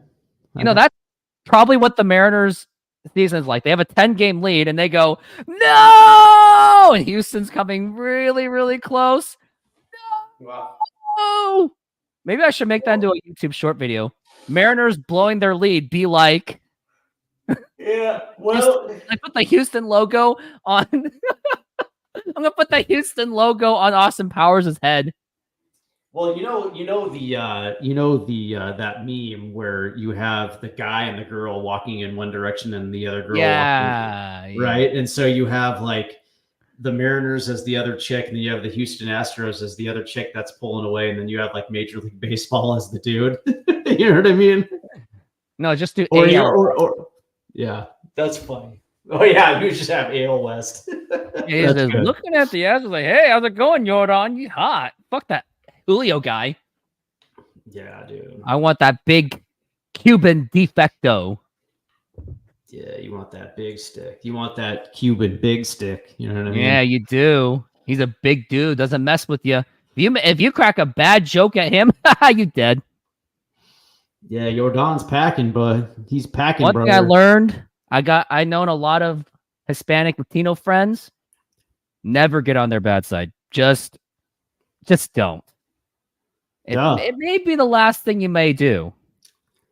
Yeah, don't date their sister either. Yeah, you're dead. Yeah, that never works out well. Yep, yep. Gavin Lux. Which is hence why the importance of having a family. Or also having siblings, too. Someone's got each other's backs. And now here's the pitch. That's Gavin Lux, the man who started the murder of the Mariners yesterday off of Brian Wu. Gavin Lux. And we're looking at the 1-0. And here is the pitch. And a swing and a foul tip. And the good news is Boston have 2 men on with no outs. Come on, Boston! And I don't even like the Boston Red Sox. It is what it is, man. Yep. Well, Kevin, why is it 1-1. so hard? Why is it so hard to hit a line drive or something in the air instead of on the ground? It's a very good question, man. I don't know. Question. Scott Sturz will just say, well, it's really hard because it's just bad luck. It just never works out. We're just unlucky. I would love to hear Julio's explanation. I would too. And now we're looking at the 2-1 for the Gavin Lux, the pitch. And now here's a fly ball to center field, and Robles is there, and he makes the catch. And he kind of caught it in a very cocky kind of way, where I would say, nice catch, Robles. Don't ever bleep and do it again. Yeah. Oh, and Lux just missed it too. That thing was right down Broadway too. He got the barrel on it too. Just got under it. And here is the other Will Smith. There's 2 famous Will Smiths. There's Will Smith, the catcher, and Will Smith, the actor. Getting jiggy with it. Na. Getting jiggy keep with the it. name out of your bleeping mouth. Oh yeah. I saw the other angle of that clip. Jada was actually laughing at that whole thing. She's like, ah, ha, ha, ha. What an idiot. Will Smith. Oh, Smith. Chopper. No. And now here's a chopper right to the shortstop. Rivas, throw to first in time. And we are having 2 outs now for the Dodgers. And now Masataka Yoshida is up. And we'll keep you updated on that. Oh, yeah, Will Smith, the sip. Here's the ironic thing. Will Smith, it's possible that he cheated on his first wife to get Jada. And his first wife was way more attractive. Jada's just got that good pussy, man. That's really what it comes down to. Yeah. Why would any other guy fly the coop on his wife unless, I guess he knew that she was going to star in The Matrix as Niobe. I guess there was that. I just think I think he likes rubbing her bald head. You know what I mean? Yeah, that's why he was so defensive about the G.I. Jane joke. Now here's the 1-0 to Max Muncy, and now here's the pitch. And that is low for a ball, 1-1. Yeah, that Jada. Yeah. Runners on and third for the Boston Red Sox now. And this is where things could be dangerous if the Red Sox do not score more. Here's the pitch. And now here's a fly ball to right field and just foul. Could be reviewable for a home run. Just foul. That thing was way foul. Okay, thank God. Max Muncy, RBI in 5 straight games against the Mariners. He was the supposed replacer for Justin Turner for third base. Justin Turner's kind of been traveling around since. Yeah, pretty much. Journeyman at the very least. Well, you know, he had a nice Dodger career. He had a really good Dodger career. Great career with the Dodgers, yeah, for sure. And then he went to what? Boston, Toronto. And now the Mariners. And he's probably gone after this season. Probably safe to say. I would probably assume, yeah. Well, I mean, he's at the 3-1. You know, he's 39 years old, so. The 3-1 pitch. And now here's popped up and fouled again. Bryce Miller is now at, it feels like he's been pitching 35 pitches. I don't like that pace, especially with a 2-run lead. I'm hoping that Mariners can score a little bit more, so pulling him out won't feel as painful. Because we know a 2-run lead is not going to be enough. And now the 3-2 pitch. And that is low for ball 4. Take your base. And now you got a runner on first base. And next up to the plate is going to be Edman. Yeah. Yep, you can't give away extra outs to this team. Nope. Because all it takes is just one pitch. And you're done. Tommy Edman, the former Cardinal. And bases are loaded for Boston, by the way. And now the pitch. Inside for a ball. Looks like Bryce Miller's kind of losing it just a little bit. I mean, 37 pitches there. Already halfway to what I'm fearing of the 80 pitches, because that's when his expiration time usually is. And it's only the second inning. The pitch. Foul ball, strike 1. You guys hear that story about the Teo Max Muncy, one on Dodgers, one on A's, have the same birthday too? That's crazy. What? I guess they both have the same birthday. Teo and Max Muncy? It's not that crazy. That's not that 1-1. Swing and a miss, strike 2. I share the same birthday with Tiger great Kirk Gibson. I share my birthday with the movie release date of Zootopia. Call that Zootopia is what I call Disney's last great movie. I never saw Zootopia. We're looking at the 1-2. And now the pitch. Oh, and that is just low for a ball. And also they're making a Mufasa movie. I would actually be incentivized to watch it if they actually just went back to animation, not the real life one. Like, I wanted animation. Mufasa. 2-2. And now here's a fly ball to left center field. And Robles is there, and he makes the catch. And that is out number 3. Mariners get out of it. But now Bryce Miller's at 41 pitches. We go to the top of the 3rd.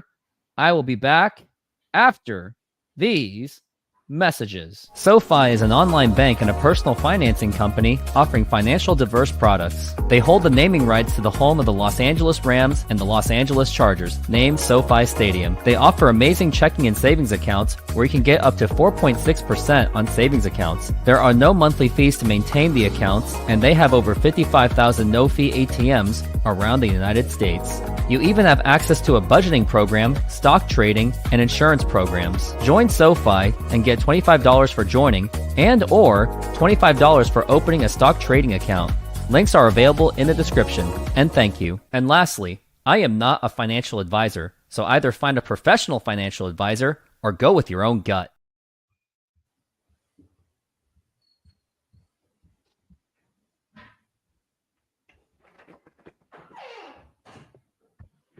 And allow me to send you the links if anyone wants to get free $25 worth of stock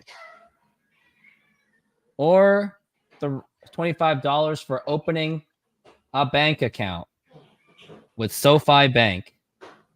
There you go. Enjoy. And use that promo code Rooftop Sports.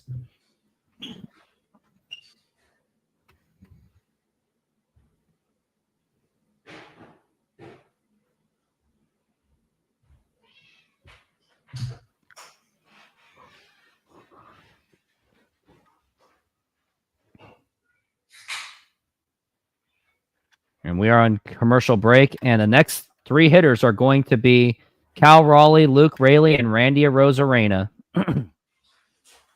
Let's see what these guys can do.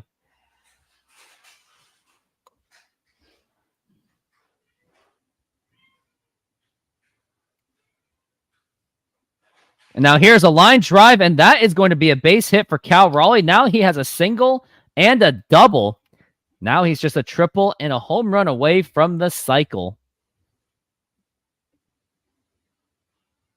Cal Raleigh off to a very good start right now.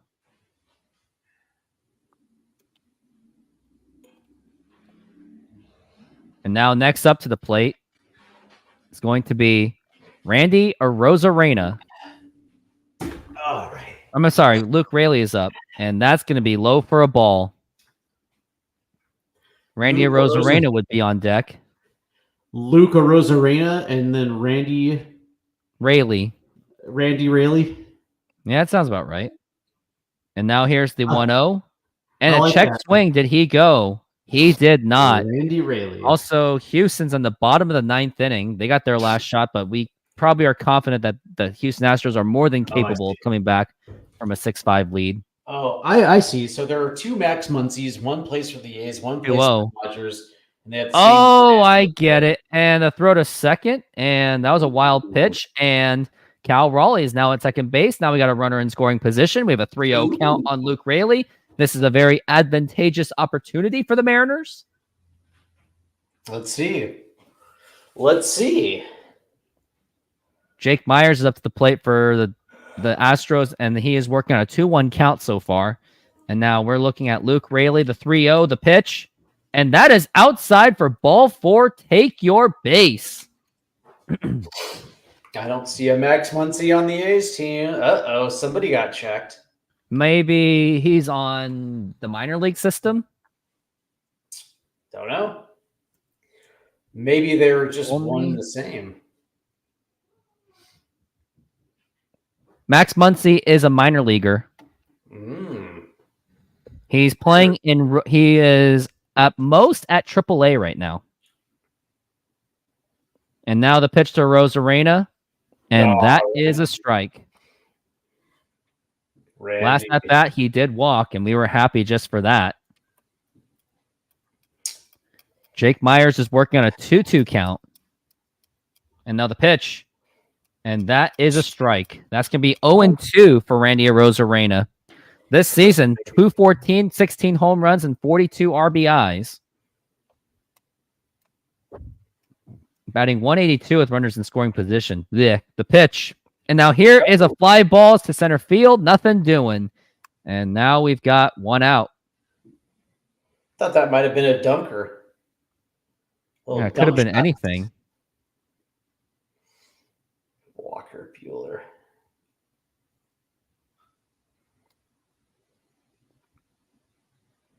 Well, here's Polo. Oh, no. We got a fly ball to left center field, and that is caught by the center fielder for Boston. One out, and I thought that was going to be gone. Now here's the pitch to Polanco, and that is right in there for a strike.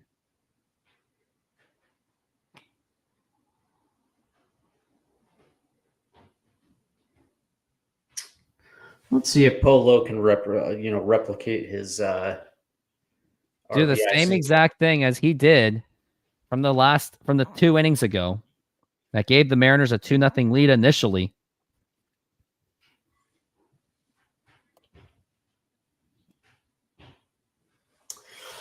You know, the aggression of what we saw in the first inning off Walker Bueller, we don't seem to be necessarily approaching the same at bats the second time around. Now, whether or not that's Walker Bueller adjusting, or the Mariners Walker, Mariner. or they're just greedy. Yeah, the 3-0-2. Oh, and that nearly got away. And we're looking at a 1-2. Shea Whitcomb is the hitter for the Astros as he pops it up, and that's going into first base, and he makes the catch, and Astros are just 1 out away from a loss. And hopefully after the Astros lose, now it's up to the Mariners to pick up a game. And now the 1-2 pitch. And now here's a line drive, and that is going to be a base hit into the gap. Here comes Cal Raleigh. He's going home. They're waving him in, and now it's going to be a 3-0 lead for the Mariners on an RBI by Jorge Polanco. Boom! All day long. Look at Polo silencing the haters, including me. That was a good piece of hitting right there. That was a beautiful, and he's also working on 11 multi-hit games this season, which that's pretty pathetic, but still it works for this game. Look at Cal. Look at the wheels at second base on Cal. Look at those wheels. Manny Acta waved him in. I know he's got a lot of confidence in wheels. And that is a strike for Mitch Haniger up to the plate. And it's too bad that he has a player option next season, so he's going to be another dud and another year older too, which is going to be tragic. Now he could be end up like. It's going to be interesting to see if the Mariners get him to either retire or not pick up the option. No, but he has a player option. That's the problem. Right. Yeah, he's got an opt out. He's got an opt in. Excuse me, on his second year, and I'm wondering if the Mariners are either going to try to convince him to retire or not opt in. Well, if they retire, don't they still have to, if he retires, don't they still have to pay his contract? A portion of it. Gotcha. So they're going to try to negotiate that. Maybe they'll do a Bobby Bonilla type thing. Yeah, I mean, or if they can convince him not to opt in, maybe they'll buy him out. That very much could be. Huston loses 6-5. Yep, I did see that Houston lost. Now it's up to the Mariners. Now they're back to a 4.5 game lead. The pitch to Haniger, foul ball, and you could just see that Haniger is just it's just really bad to watch. Mm-hmm. Yeah, but they could use Mitchell, a Mitch base hit here. It really could. A good old-fashioned Mitch Haniger single right here. Drive to Mitch Haniger in 2024 right now. He's batting .211 with a .291 OBP. Ken Griffey Jr. was .214 with a .324 OBP. Ouch. 2-2. Ground ball and fouled. Yeah. Let's go, Mitchell. It's really sad where Mitch Haniger has been. He's 33 years old. He's not getting any younger. And I'm 32. It's crazy to think that he's a year older than me. And now the 2-2 pitch. And check swing. He did not go. That's going to be a 3-2 full count. Here we go. He did fly out last time around, but hopefully he can step up this time and make something happen for the Mariners. Because we need the runs. At least a sacrifice would do, or even a bunt, the 3-2. And a ground ball, not going to do anything. That was bad. Taps it out to the catcher. That was really bad. Like, it was not even worth Luke Raley running for it. No. Oh, look at that. A $3 English muffin deal at Wendy's. Are you doing that deal? No. Oh man, these fast food franchises, man. Yeah, you're not gonna get me to eat fast food, man. Except Jack in the Box. 100%. I and Taco Time. I'll mess with Jack in the Box and Taco Time 100%. Well, you gotta come back here. So if you come back here, we'll go to an Everett game and stop by Jack in the Box first. The pitch. I'll tell you what, man. Like, don't allow me to spend $25+ at Jack in the Box, because I will. I want to see this happen. Maybe I'll make content about it, saying that my collaborator Steve Silver has a Jack in the Box problem while we're going to an Everett game. The 101, and now here's a ground ball, and here's my reaction to that. This is all I'm gonna say. Give me a full jumbo jack, 2 junior jacks, and 2 tacos, and I think I think I'll be all right. Tacos at Jack in the Box, huh? Yeah. So I mean, knows what's going on. When was the last time you enjoyed McDonald's? Was it like maybe? Let's see. I'm 43 now, so like in my early 30s, maybe. So we're talking like 2010s ish. Yeah, somewhere around there. Yeah, the last time I actually enjoyed McDonald's. Yeah. Yikes. Yeah, it's just, the thing about McDonald's is that it doesn't matter what you order; it all tastes the same. Like, that's the thing. There's no differential in taste to me when it comes to McDonald's. It all. What about the Big and Tasty? Remember the Big and Tasty long time ago? I do remember the Big and Tasty. Yeah, I never had it, but was it actually like legit, or was it like, it's just like everything else? I can't remember, but I would assume that it tastes like everything else. Because I mean, everything is designed to taste the same. There's no differential when it comes to it, because everybody is expecting McDonald's to be a certain way, right? So everything is across the board even. Yeah.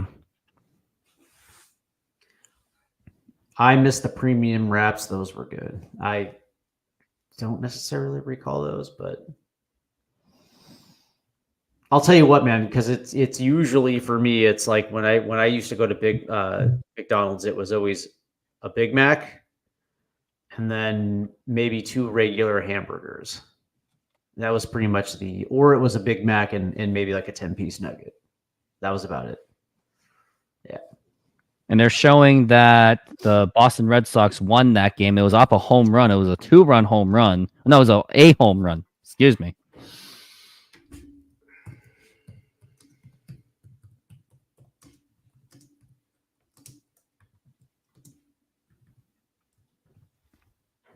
And now we are back from the break. And now Bryce Miller is working on 42 pitches. He's got a 3-0 lead, and hopefully the Mariners can hold that lead. And now the pitch. Ooh. And that is up high for a ball, and that is a 1-1 count. And Mariners are working on a 4.5 game deficit. And also, Steve Silver just informed me that this is his last 27 minutes of this show. I don't blame him, because he's on 3 hours ahead. The 1-1 and the fly ball foul. Well, that's the thing, man. When it comes to these races, man, you have to take a single game approach. You can't look at the big picture. The only thing you can do is look at the game that's right in front of you. And so far, the Mariners have been taking advantage, man. Up 3-0. Sort of. The 1-2. Check swing. Did he go? Yes, he did. And that's going to be strike 3. And the Korean boy got another pizza tip, and he's giving me a cut of his share. Thanks, pizza boy. Yeah. So I remember when I was a kid, and they used to have really cool toys at McDonald's. Now they're dumb. They don't even have play places anymore. I got 3 kids. Yeah, no, I hear you, man. I used to take my kids. McDonald's their quality has decreased. The only quality that has increased is, I guess, the benefits and I guess the pay for McDonald's workers, but that's about it. Everything else has gone down. Yeah, like I just don't understand how people can still eat McDonald's in 2024, but it is what it is. Right? There's a place for it. There's a place, and that's the tragic thing is you can't even say it's cheap anymore. It's not even cheap. No, it's not even cheap anymore. Yeah, like I mean, seriously, it's about the equivalent of putting poison into your body. You might as well spend that same amount of money on a small business that actually makes natural food. Yeah, I just think that It's just not a good way to eat. Now that's not. Now that being said, I'm not saying anybody shouldn't, because I mean everything is fine in moderation. So if you're not eating McDonald's every day, I mean, go So for be it. it. Right? Yeah, But every one- once in a while I'll eat it, but it's not something that I'll eat every day. Now, you cannot make it an everyday meal. Correct. I had a very good friend who ended up having a heart attack because he was eating fast food every day. Yikes. Yeah, that's not. He's alive still, right? Oh yeah, he was 44 when he had his heart attack. 40. Oof. Yeah. How much you think McDonald's makes a day worldwide? Have you guys been to Dick's in Seattle? I never been to Dick's. But Dude, Dick's, I'll tell you what, dude. You never pass up an opportunity to have Dick's. You know what I mean? Burger. Dick's are good, man. Dick's are great. No, I'm just playing. Yeah, no, Dick's is cool, man. The problem is, Dick's and a line fries are drive, good. and that's going to be a base hit up in the gap, and that means Shohei Ohtani's going to second base. He's Mitch going Haniger took a three. while to get it, and now he's going to third base, and it bobbles the ball, and now Shohei Ohtani gets on with a triple. Yeah, man. Dick's Probably fries are attributed terrible. by bad fielding by Shohei Ohtani. 100%. I'm sorry, Mitch yeah. Haniger. Yeah, Mitch Haniger, definitely. Yeah, that was into the gap, and of course, the fleet-footed Mitch Haniger can cover the ground right there, and so taking advantage, 100%. Chipping away now. See if they can get it in. Yeah, but Dick's fries are gross, and I think they're special. The Dick's special, pretty good. Their burgers are good, but their fries are the pitch. Their fries are pretty bad. That's probably why their prices are cheap. You know what's amazing thing is they are cheap and they pay their employees very well. Yeah, And benefits. Get yourself a couple Dick's Deluxe. Yeah, you're good. They're still growing. The 1-0. That's the one thing I do like about them is they're somehow able to not overcharge and pay their workers. That's like a deadly combination to have. Well, but they're also insanely I was at the last time I was in Seattle, I was over in the Midway area where they put a Dick's over there by the Midway Fred Meyer. That place. And now here's a fly ball to center field. This is probably going to score in the run. Robles is getting ready position, and now he's going to throw. Oh no, Ohtani's not going to run. Robles was really in good position. Too shallow. I don't know. Maybe Robles' arm wouldn't have done it for him, so maybe Shohei Ohtani should have taken that chance, but he's like, nah. Well, now it's up to Freddie Freeman with 2 outs here. Yeah, I mean, anything can happen under the Freddie Freeman. But yeah, Dick's Burger, I would have imagined that was the place to go during Sonic's season because 100%. there was one literally right next to Key Arena, and they're still right next to Climate, and they're probably booming the heck out. Still there, I think. Yeah, and that's they're still there. We went to Floyd's for pre-Sonics drinks. Went and got Dick's, ate. So we didn't, supped up all the alcohol and then went to a Sonics game. Yeah, for sure. I gotta go back to the Seattle Center area. The area has really improved drastically. Yeah, because these really smart investors took advantage of a tanked market and the Sonics vacancy, where the value was and now they're building up all these beautiful houses. Well, I saw Climate Pledge last November, and that's a beautiful arena. I don't know how they pulled it off. I didn't think they were going to pull it off. And now the pitch, and that is upside for a ball. I mean, when you got a man who builds arenas in Tim Lewicki, I mean, I guess he makes miracles happen. Well, because what's funny is everybody was wondering about the footprint, right? Like, there's certain the ways footprint just wasn't there, and then he somehow he's like, I'll just dig 15 20 feet, it's all good, man. He said, but you can't expand the footprint down, and he did. That's what he did. Kudos. I mean, the arena, the way he handled that arena was so impressive that even Shama freaking Sawant voted for it. She voted for it. Yeah, when you got a socialist council member to vote for it, you did something right. Well, they took the operations of Seattle Center off the city's hands. So yeah, it was a you rub my back, I'll rub yours type of situation. And the funny part is in that speech, Sawant was like, Well, I'm voting for this, but I still hate you, big corporation boy. But hey, because you did what I want. Okay, fine. Here you go. Here's your vote. No public money was used. Plus, they took Seattle Center off the city's hands. 2-1. So yeah, I mean, that was a win-win. it's a good. You It's a, couldn't it pass was a up on great that deal. deal. Yeah, great deal for Seattle. That was probably the only good thing they ever did. Was somehow get that arena all fixed up, and that needed to be fixed up. When I went there, my self-esteem levels was like. Well, I mean, I remember when it was remodeled back in the '90s, and for an 2-2. intimate basketball arena, that was still pretty cool. Yeah, I like the sidelines. It's intimate. It's such a beautiful building, David Stern. It was, I'll say this though, it was like a cool little small basketball arena. It was perfect, man. Yeah, and the noise when people scream, it gets loud. Yep. Yeah, and we're looking at 3-2 for Freddie Freeman, and now the pitch up high for a ball 4. I happen to agree with Kevin Kirby. I do believe we'll hear about Sonic's return within the next year and a half. I'm also keeping in close. I also have close ties with people, and they're keeping me updated all the time. So we'll see.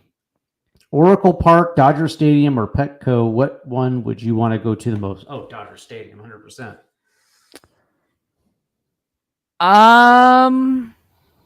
At least you're Dodger Stadium because it's in the proximity of K-Town, so I can have all the great Korean food there because it's even better than it is here. It's actually more natural there. The pitch to Teoscar and the ground ball. I mean, I've been there. They had the barbecue was great. Their jjajangmyeon was great. If you know what a jjajangmyeon is, you should try it. Do not. Black bean noodles. Give me Dodger Stadium and 3 or 4 Dodger dogs. 100%. Let's roll. Oracle Park. I can't even find a place to park, so nah. Well, it's designed. one. The Oracle Park is designed for you to take the BART because it goes right next to the stadium. I walked when I was in San Francisco a couple of years ago. I literally walked the city because I was not going to take my car and take it to $50 parking there, $50. Nope. Yeah, like if you're in the Bay Area, you take the BART. You do. Yep. And we're looking at the 1-1 for Teoscar Hernandez. Swing and a miss, strike 2. And it would be really nice to get out of this inning. I mean, that's the thing. Here's the advantage that Bryce Miller might have. Teoscar says, I know you, but Bryce Miller also says, well, we know you. Right. That's a very good point. Yeah, pitcher has the advantage here. Knows exactly what his weaknesses are, which is fastballs in. He knows us, but we know you. And we're looking at the 1-2. Yeah, throw anything up. Anything. Yeah. The pitch. And that's a foul ball. Strike 2. I still think that Bryce Miller can still easily get out of this inning because he was a teammate of Teoscar Hernandez just last year. Absolutely. I don't know, man. Petco Park also looks like a pretty cool stadium to go watch a ball game. I went there before. It was pretty cool. I also checked out the old Qualcomm Stadium too. I also made a joke there. And the 1-2. By the way, is Qualcomm still standing? I think it is still. I don't even know what they're using it for though. Because they have the new San Diego FC is coming online next year. I wonder if they tore it down to build a new soccer to build the. That stadium was due to die. Unfortunately, no. I think it's still. I don't even know what it's up to. I think it's still being used. Nothing says about being. Oh, it got demolished. It's gone. Yeah, they killed it during COVID. It suffered the COVID. It got COVID and died. Dude, don't you take a trolley when in San Francisco? They do have streetcars, but no, that's not the primary. No, I think those are useless. I never liked those. It's kind of weird. Yeah, that looks dangerous to ride too. They have them, but 2-2. You take. Oh, Teoscar's not falling for that. That's weird because he fell for it all year last year. Well, I guess Dave Roberts is a slightly less idiotic version of Scott Service. They're basically the same managers. Dave Roberts just happens to have a better team. That's why I want Dodgers versus Mariners, so I can call it the Battle of the Idiots in the World Series. And now here's a fly ball to center field, and Robles is there. And he makes the catch, and that's going to retire the side. Mariners get out of a jam. But Bryce Miller definitely got taxed on that one. 67 pitches, and we are barely into the 4th inning. So that's something to pay attention to, obviously, because Scott Service loves to pull guys when they're at 85 plus. Flick of the switch saw Evil Knievel in the Kingdom in 1976. That's awesome. I was not even a thing. Nope. Was not even conceived in my father's ball sack yet. I was a freaking cell organism at best. I wasn't even that. Yeah. But I'll tell you what, though, Evil Knievel, that would have been a cool show to see. The Kingdom was once. I think they actually used it as a site for the Democratic National Convention. I wonder if they actually did. That's a good question. I think they might have. Okay, that was the promise, though, right? That was one of the biggest promises. Like, you build a multi-purpose facility like that. Yeah, you're going to draw the politics. Yeah, you're going to draw the conventions. That's a good question. I think they may have. I'll look it up myself. Democratic National Convention Kingdom. I remember when I was at I can't really find it. Anyways, I remember when I was at the arena debates with the Chris Hansen Arena, there was this town hall meeting. By the way, it was a huge disaster because you had the Port of Seattle people and the Sonics fans literally screaming at each other's faces. And then I was just that one little kid like, okay, this is awkward. But then there's this old gentleman. He was like, why did we have to get rid of the Kingdom? That building was a magnificent building. And everyone actually came together. The Porties, the Port of Seattle people, and the Sonics fans came together and laughed at him. After all that fighting, some old guy goes, oh yeah, Kingdom was great. Whatever. And they all won. Oh, was a bunting effort, but that's a strike. I mean, as much as the flaws was for the Kingdom, it still holds a place in my heart and my childhood memories. It was still a fun place to be. It just couldn't hold up to bare minimum standards. I mean, the tiles were freaking falling. And you had Randy Johnson talking about it. I remember that. We're looking at the 0-2, the pitch. And unfortunately, the tiles of that caused the taking of 2 lives when they were fixing the roof. Some couple people died from that, unfortunately.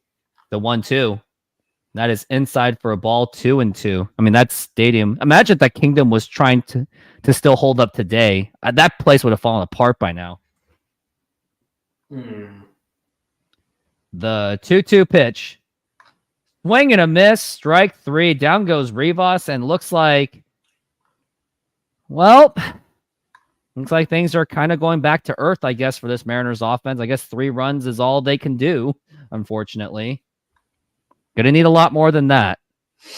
Well, so let's see. In 1976, it was held in Madison Square Garden. 1980 at Madison Square Garden. 1984 in San Francisco. 88 was in Atlanta. 92 was in Madison Square Garden. 96 was in Chicago. 2000 was in Staples. 2000. Yeah, so they would have been gone by then. Yep, and so no, Seattle never held. Clay Bennett kind of tried. He was like, well, if you build my Renton Stadium, you could have the Democratic National Convention there. And the state was like, yeah, whatever. And now here's a line drive, and that is going to be a base hit by Victor Robles. He's going to go to second base. Could he go to third? Nah, probably not, but he's going to stay at second base for the double. I thought Clay was trying to pimp the Republican National Convention at their... No, he was saying... Okay. I mean, Clay Bennett's a Republican, but he was trying to Oh, yeah, ingratiate himself, yeah. He was trying to pander, and obviously the state just wouldn't budge. But Sure. Let's be honest, Clay Bennett never was really trying. He just was staging it. I mean, that's an obvious thing. That's like common knowledge at this point. Yeah, he was never serious. But the thing is, neither was Steve Ballmer. He was never serious about that Key Arena remodel either. The pitch. I mean, he wanted an NBA team as if a kid that had as if it was like me having a bad attention span disorder, which I have. And I wanted that toy really fast, and I wasn't willing to work for it. I think he was. Slade Gordon was trying to put together that 11th hour save, and Ballmer was gonna purchase the team and fund half of the Key Arena remodel. Except, it was never gonna work. Because at that point, they had one foot out the door anyways, and Bennett wasn't gonna. Yeah, at that point, it was about. It was. But that being said, unless Seattle held him to the verdict of the lawsuit, in that if that would have kept him in Seattle through 2009. And then Aubrey McClendon, the minority owner, he lost everything. So, and looks like we have an argument going on. It should have been strike 3, and Dave Roberts is already coming out to argue with the umpire. Throw him out. Oh, looks like, was there an ejection happening? Can't argue balls and strikes. Oh, CB Buckner's the umpire, by the way. He does get into quite a bit of arguing. Yeah, Buckner's not great. I mean, he was a victim of Lou Piniella yelling at him, and this is all CB Buckner did.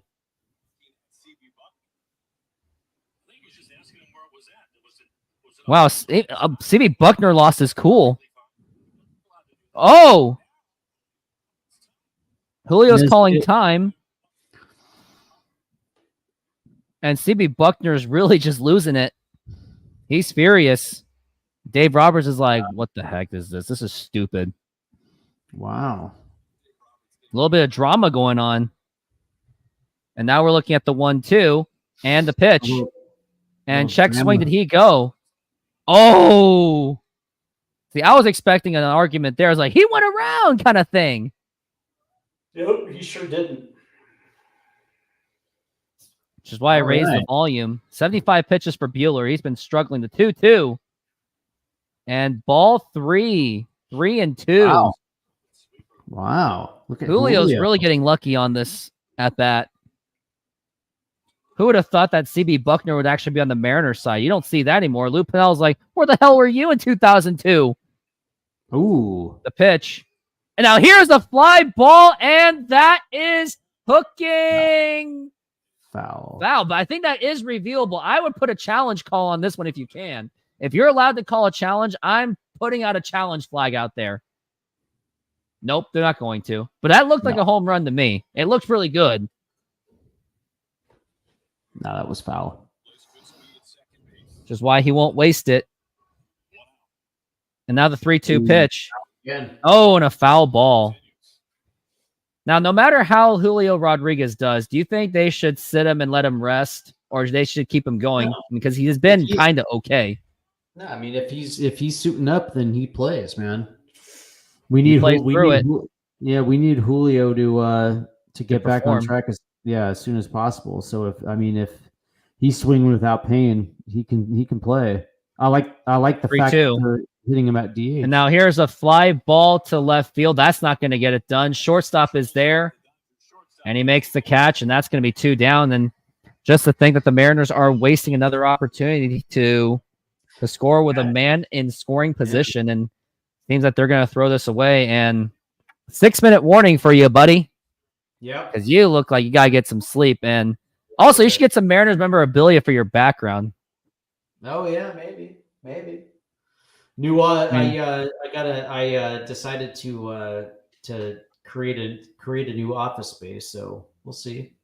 But I do have a JP Crawford bobblehead, right? Oh, you need more than that. You need something like an Edgar Martinez bobblehead. You need a Mariners jersey. I got right here. I have a signed Edgar Martinez baseball.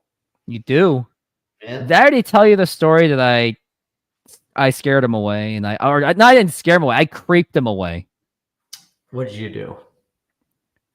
Helping him with security cameras. He was asking about security cameras, and I just took a nice look at him going, wait, are you Edgar Martinez? Yeah. Dude, you were like my childhood hero. And then, yeah, that was the end of it. Now here's a ground ball right to Freddie Freeman, tossed to first in time. He's like, nah, we're not. Like, nah, not this crazy kid. Yeah, he's like, listen, man, I was asking you about security cameras, and now you're fanboying out on me. I get it though. I wasn't mad at him. Like when he left, I hear I was like, yep. You can't Yep. get mad at that. No, you can't. All right, my I friend. do know someone. Oh, you got to go, right? Yeah. Thanks. Thank you for having me on, and thanks for all the listeners out there. It's always fun. It's always fun talking with the likes of Kevin Kirby and Flick at the Switch. It's always fun. Yeah, and our fan Ian, loyal fan Ian. Absolutely, Ian. By the way, Ian had some nice takes, man. Hopefully, we get to do that again. Oh yeah, I mean, all he's got to do is ask, just like a lot of these other fans. I mean, it's good to do it now because if once or when I get bigger, I'm gonna have to be like, well, you're gonna have to put you on a waiting list or something, but not there yet. But Not there yet. so until then, take advantage of me when I'm undervalued. All right, guys. You guys have a good evening, and let's get this Mariner win tonight. Let's do it. Go M's. Go ahead. And now he is out. He's got to go get some sleep. I don't blame him, but hopefully we'll get the Jay Trident podcast in here in just a few moments. He says he's going to come in, like, I guess, like after the 5th inning, he said. I think he said hoping the 5th or the 7th is what he's looking at. And by the way, we're on commercial break, by the way. And we are back from the break. And tomorrow is going to be Jack Flaherty, who I can't add on my fantasy baseball team, against Logan Gilbert. He's going to be the man. Jay Trident is too good for likes of us bottom scrappers. Oh, come on, man. Don't do that to me. Jay Trident is part of the reason why I grew into the 1,000 subscribers eventually. He was a big part of my channel last year, and he'll still continue to be a big part of the channel this year. So I can't give him any kind of poo-poo. And now here is the pitch to Gavin Lux. And that is up high for a ball. And it's crazy to think that we are still in the 4th inning. This game feels like it's been going on forever. And now we are looking at the pitch. And now here's line drive foul. Luckily, that was foul.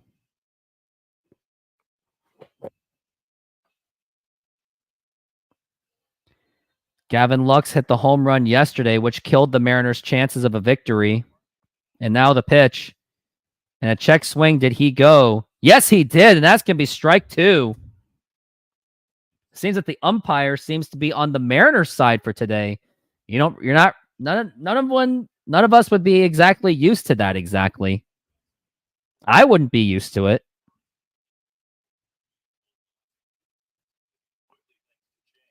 And now we're looking at the 1-2.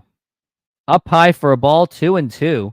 And an interesting fact from yesterday, the game that I covered, the Mariners versus Dodgers, I actually had 34% of my audience was actually from Japan, out of all people. Now the pitch. And that is going to be outside for a ball. I guess all the Japanese people, they would like to, I guess they want to learn the English out of me. So I guess there's a way to see that. And now we are looking at the 3-2, the pitch. And now here's a fly ball to deep right center field, and Robles does not make it, and that is gone, and that is a home run for Gavin, and the Dodgers get on the board, and that is going to be 3-1. Or what is going on? I think there's some confusion from the umpire.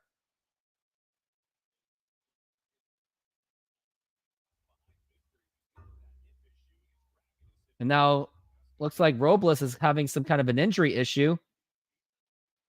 What is exactly going on? I thought that was a home run.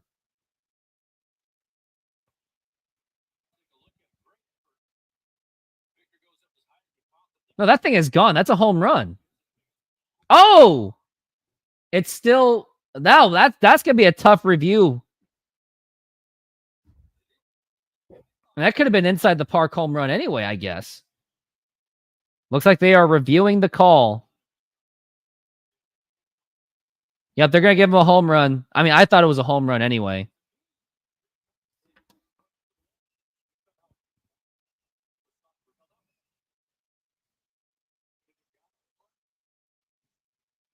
mean, Gavin Lux was very confused. Was like, what was that? And out of all people, Gavin Lux is killing the Mariners.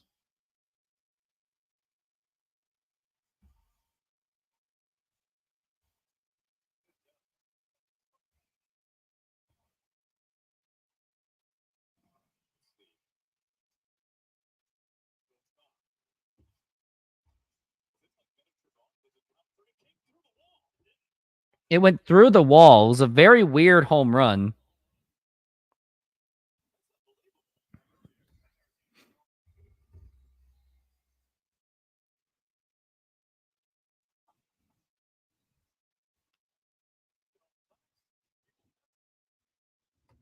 Yeah, it was a very unique home run, to say the least.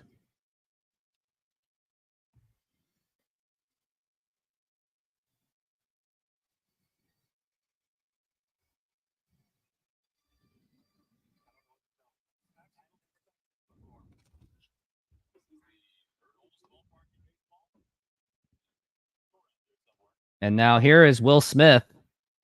And that is a strike, and that was on the outside, and Will Smith does not like that call.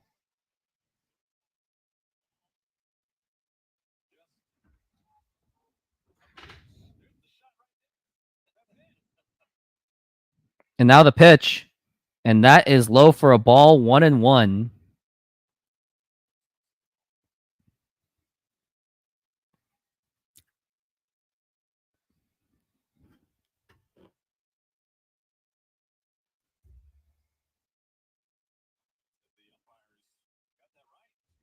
And now we're looking at the 1-1. Swing and a miss, strike 2. Will Smith has hit 5 of his last 8 games safely. So far, I've gotten $3 from the pizza boy. I guess I make money off of his pizza tips. And now the 1-2 pitch. And that is popped up and fouled.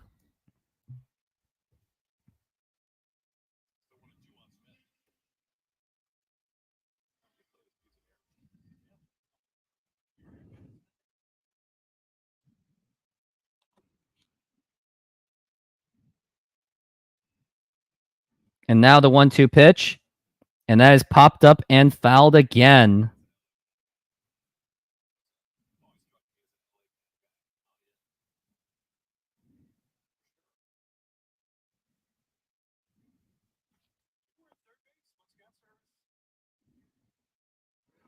And now the pitch. And now here's a fly ball to right field, and Mitch Haniger is going to be there, and he makes the catch. Again, Gavin Lux, bad hitter, 2 games in a row, home run. Yep, you are correct. Very bizarre. Going to take off my headset because I don't really need it right now because I'm not talking to anyone right now.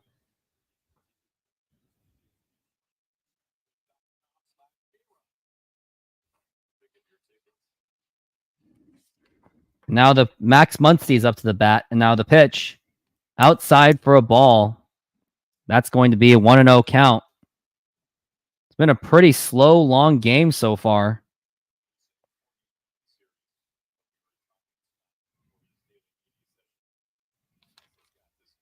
And now the pitch.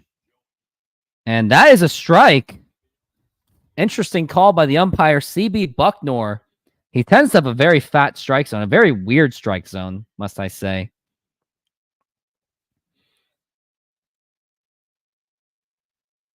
And now the 1-1. And that is inside for a ball, 2-1 the count.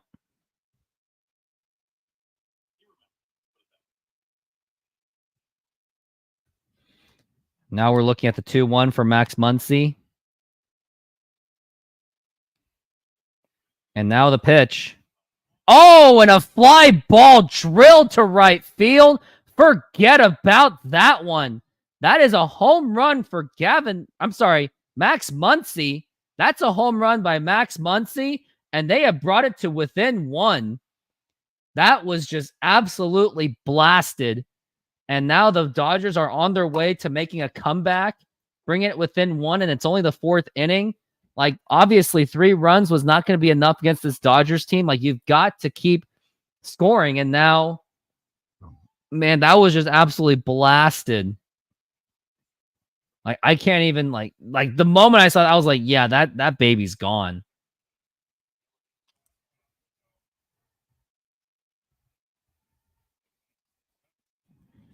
It's really cutting it close. Now, here is the pitch, and that is a strike. Lux and Muncy hit home runs in each of the first 2 games of the series. They did. In the same inning, too. The 0-1, and that's going to be low for a ball. And Bryce Miller is really losing it. I think he's up there in the 70s now.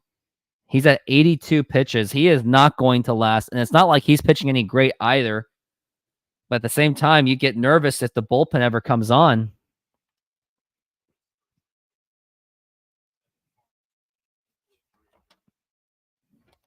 And now the pitch. Ground ball, foul.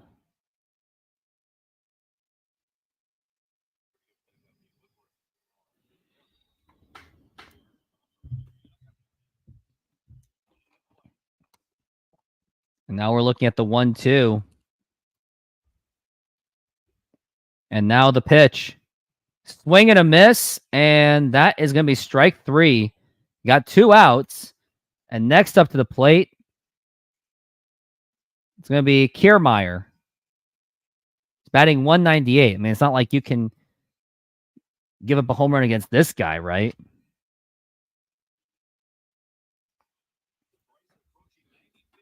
Yep, Bryce Miller's approaching 90, and I think the 5th inning might be his last, and the bullpen's going to have a pretty busy day. And now the pitch. And now here's a ground ball, and that is a diving effort. The throw to first, not in time, and that's going to get way over the head. And now you got a runner on first base, and now Shohei Ohtani is going to be up to the plate. And it's going to be very concerning. Makes you wonder how you're going to be able to pitch an approach to the big Shohei Ohtani. It's a good diving play, but it was an awful throw. I mean, he was going to be saved anyway, but terrible throw. And where was the second baseman Polanco in that situation? That should have been his. You got some activity in the bullpen right now. That's going to be Colin Snyder in the bullpen.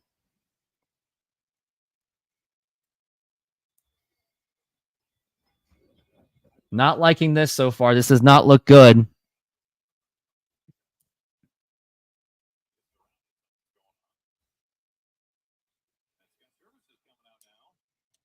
Wonder what is going on.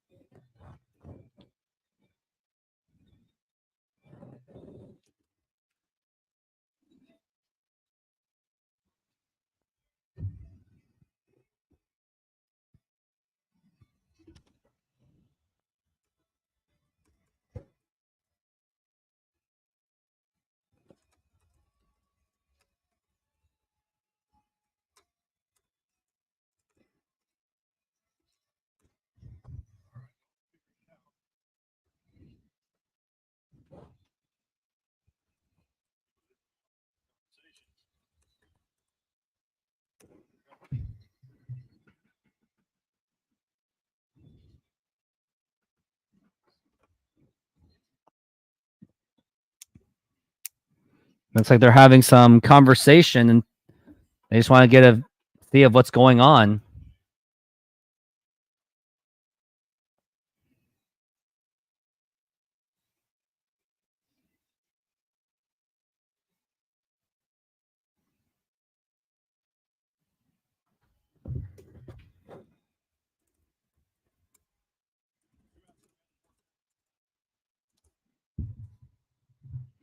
Now here is the Shohei Ohtani, and now the pitch, and that is a ball.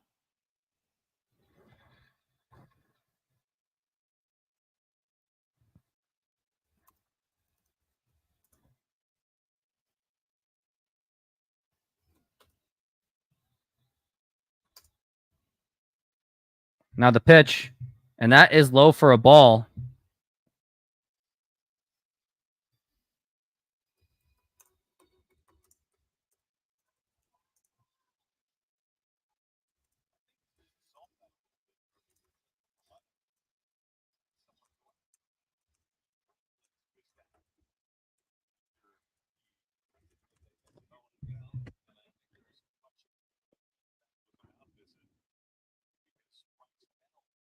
And now the 2-0 pitch. And a ground ball foul, 2-1.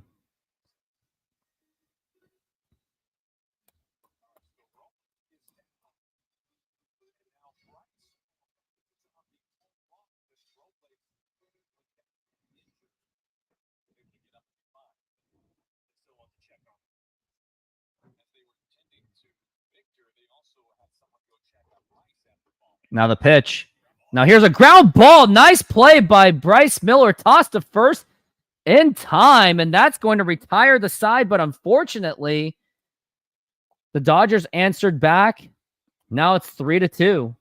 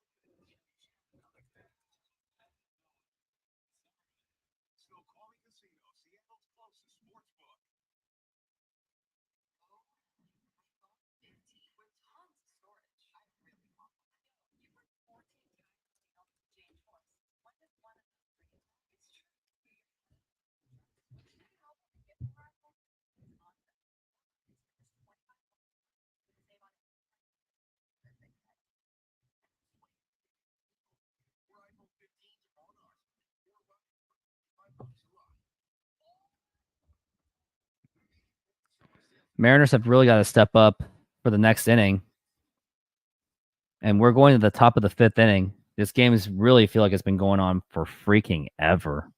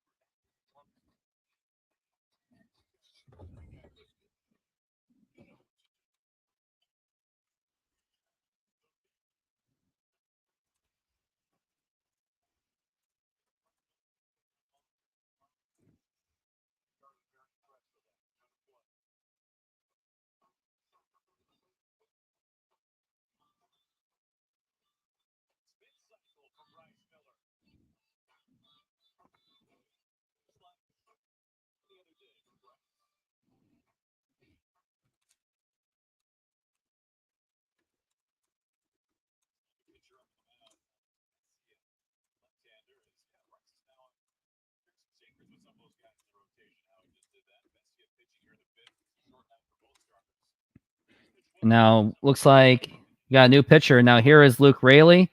And a swing and a miss, strike 1.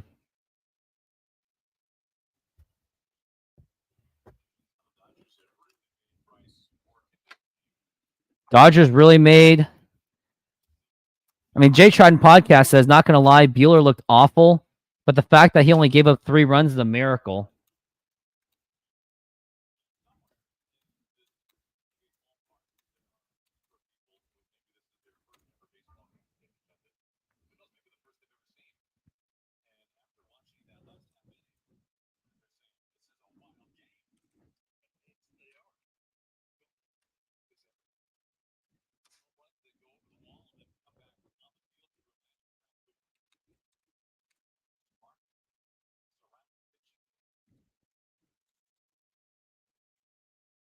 Now the pitch. And now here's a fly ball to left field. And that's foul.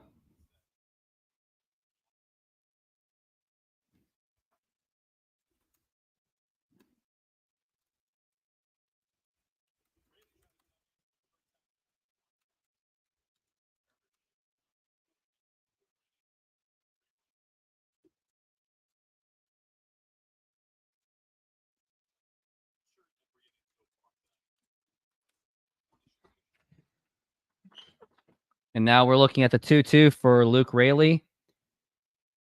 And now the pitch. Up high for a ball, 3-2.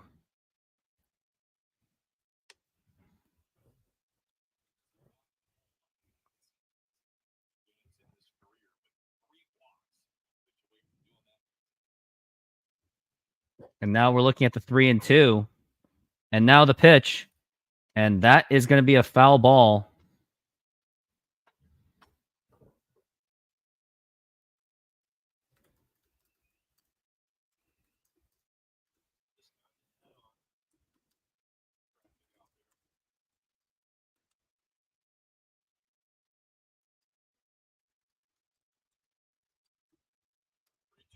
The pitch. And now here's a fly ball. Nothing doing. Fly ball to center field and nothing's going to be done. And that's going to be 1 out.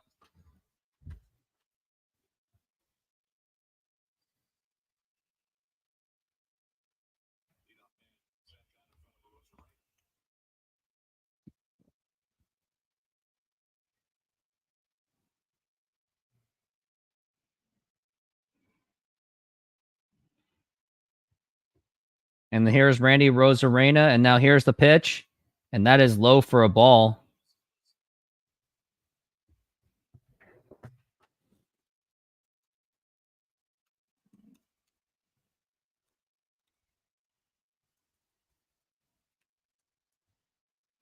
The 1-0. And now here's a line drive. That is a diving catch. And that's an out. Okay, it was a line drive. It was a ground ball. Goodly fielded by Edmund. Throw the first in time to get Randy Rosarena out.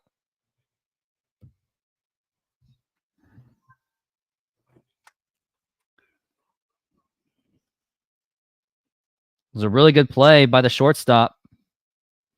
Dodgers are 8th overall in fielding percentage.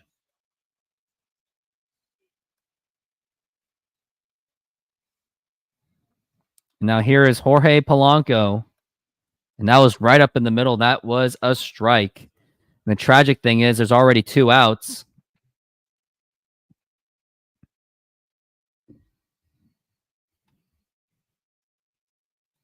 And now the pitch.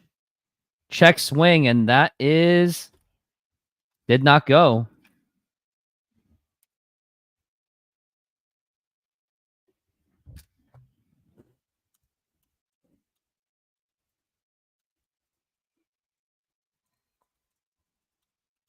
Oh, and here's a fly ball to left field. Nope, foul.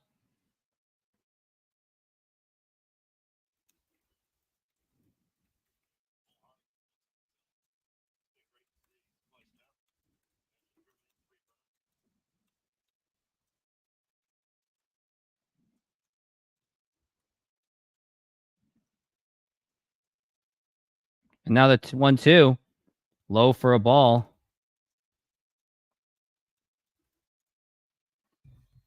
And we're looking at the 2-2 count.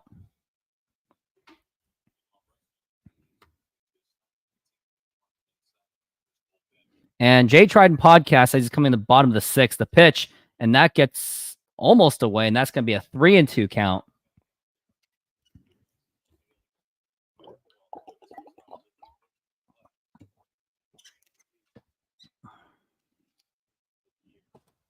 We're looking at a 3-2.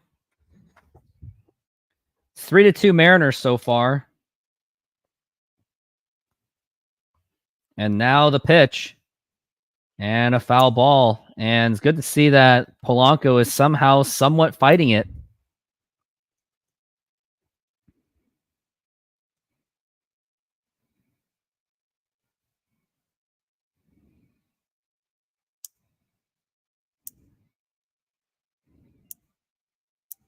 Now the pitch. And now popped up and fouled.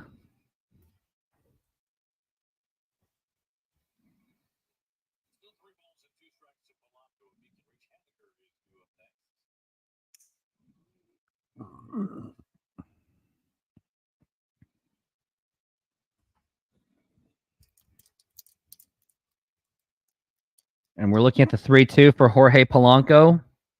And now the pitch. Oh, and strike 3 called, and Polanco does not like that call. And he's having a little bit of a conversation with him. But he was like, whatever, I guess. But it was a strike anyway.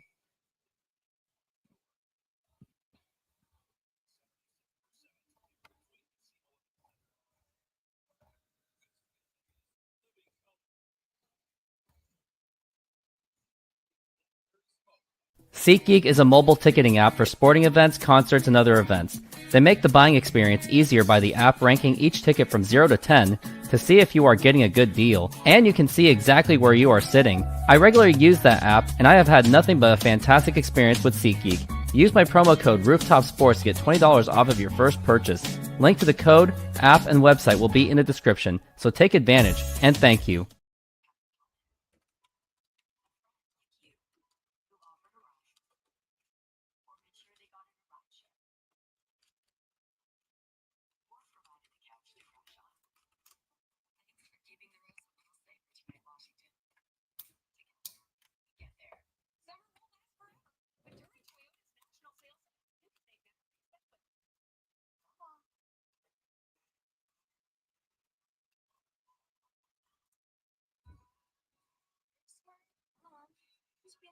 Bullpen scares me. Yeah, it does. Oh, yeah, Bryce Miller's out of the game, isn't he? Yep, he's out of the game. Doesn't surprise me, though, because Bryce Miller's at 92 pitches. He was struggling, so it really doesn't surprise me. No, he was rough today, so... You know, I don't blame Scott Service for pulling Bryce Miller on this one. And I don't think it's because of the pitch count. I think it's just because, I mean, Bryce Miller had a nice play at the very end. I'll give him that.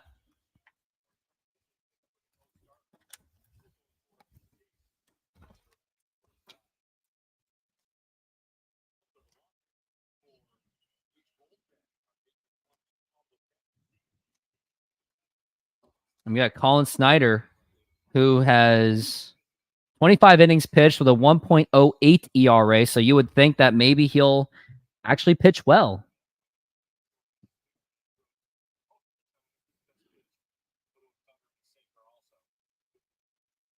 Now the pitch, and that is going to be a strike. Wow, they're still giving it to him.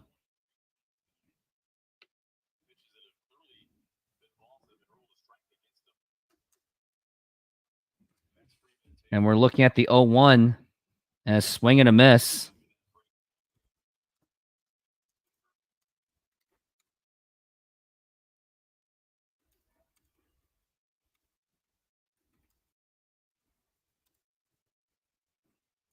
And the pitch, and that is outside for a ball.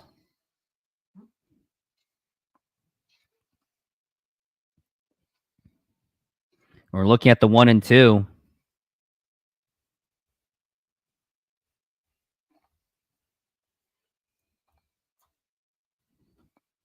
And now the pitch.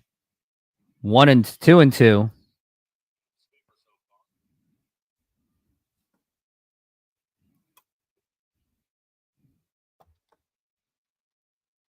And we're looking at the 2-2. And now the pitch. And that is foul ball. And this is Mookie Betts, by the way, if you're wondering who that is. Oh, yeah. If Castillo was out there, yeah, I probably would have. Even if he was struggling, they still would have kept him in there. I agree with you. And we're looking at the 2-2 count so far. Now the pitch. And foul ball. And Mookie Betts is really putting that taxing on Colin Snyder so far.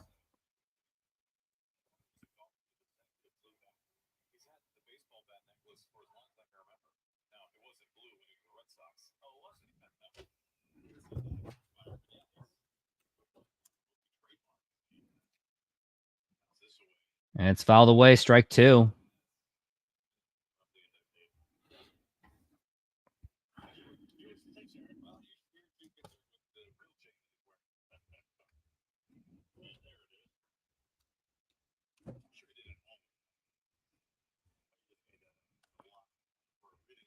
And we're looking at the 2-2 for Mookie Betts.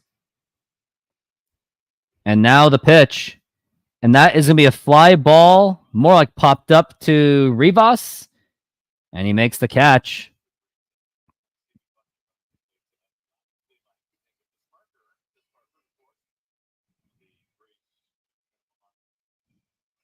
Yeah, Lou, they're talking about CB Bucknor, about Lou Pennell and their beef together.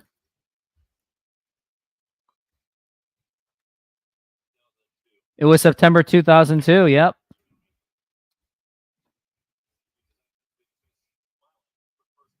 He did just smile at him. That was absolutely true.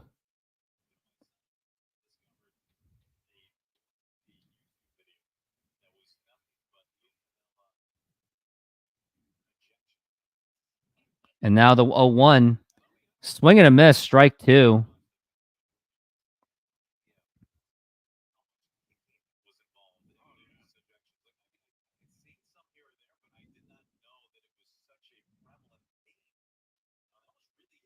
Now the pitch, and that's a fly ball foul. 1 out so far. He's working on an 0-2.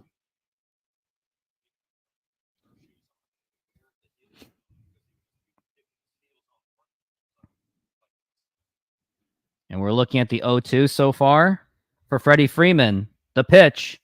Swing and a miss. Strike 3. Down he goes. Colin Snyder able to take down Mookie Betts and Freddie Freeman, former MVPs. Good job by the Colin Snyder.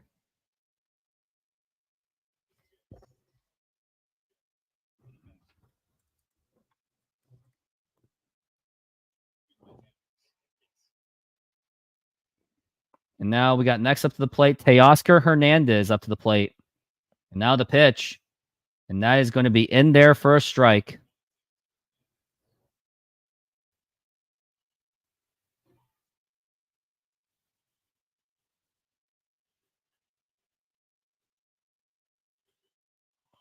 And now here's a fly ball to right field, and that is gone.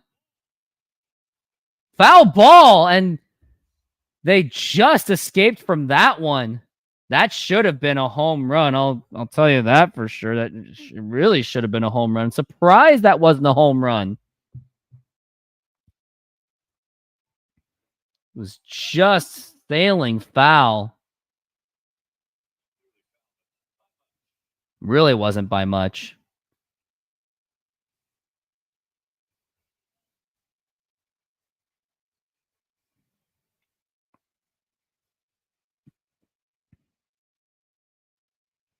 Now the pitch.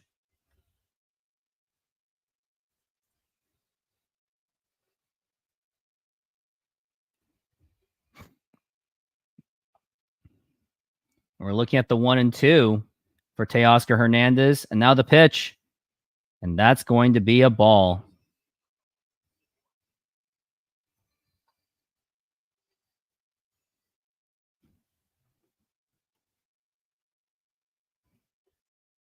Teoscar working on an 0-2, the pitch.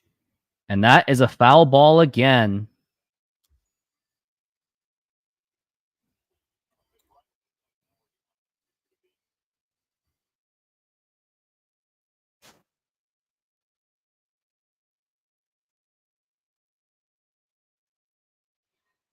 Now the pitch. Swing and a miss, strike 3, and that's going to retire the side. And what an effort by Colin Snyder. He shut down all 3 of them. All 3 of those guys. And wow.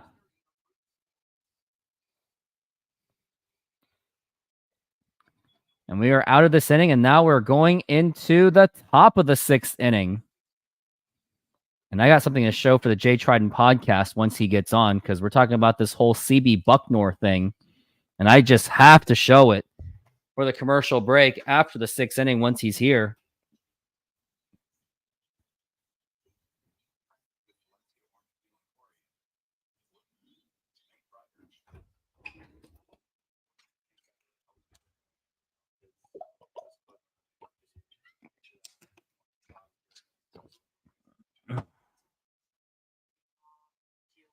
SoFi is an online bank and a personal financing company offering financial diverse products. They hold the naming rights to the home of the Los Angeles Rams and the Los Angeles Chargers, named SoFi Stadium. They offer amazing checking and savings accounts where you can get up to 4.6% on savings accounts. There are no monthly fees to maintain the accounts, and they have over 55,000 no-fee ATMs around the United States. You even have access to a budgeting program, stock trading, and insurance programs. Join SoFi and get $25 for joining and or $25 for opening a stock trading account.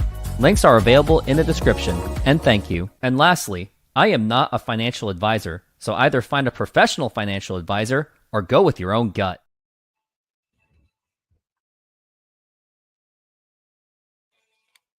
And we are back from the break.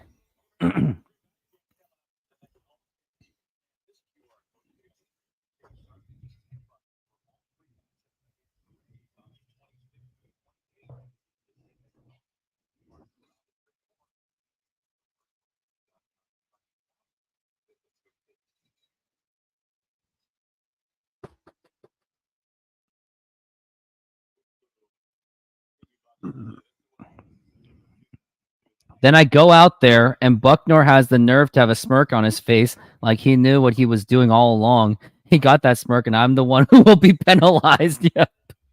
The pitch. And that is a strike down the middle to, I believe it's Mitch Haniger up to the plate. And it is Mitch Haniger. And a home run out of him would be nice, or any kind of a base hit. We'll take it. And now the pitch. And that is low for a ball.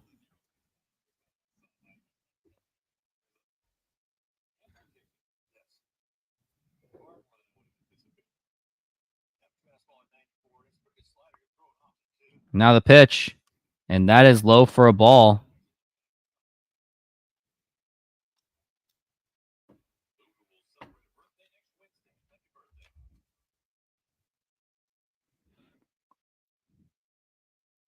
And the 2-1.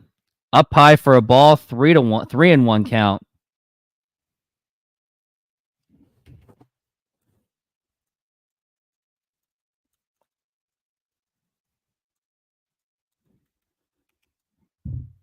The pitch. Swing and a miss, strike 2. That wasn't a pitch to swing at all. And yes, Mitch Haniger is calling for time. And we're looking at a full count, 3-2.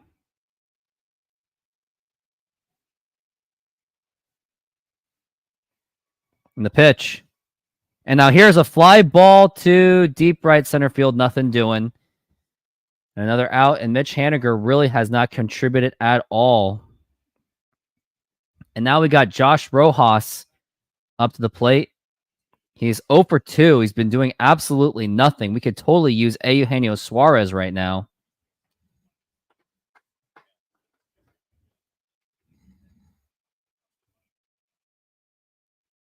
And the pitch.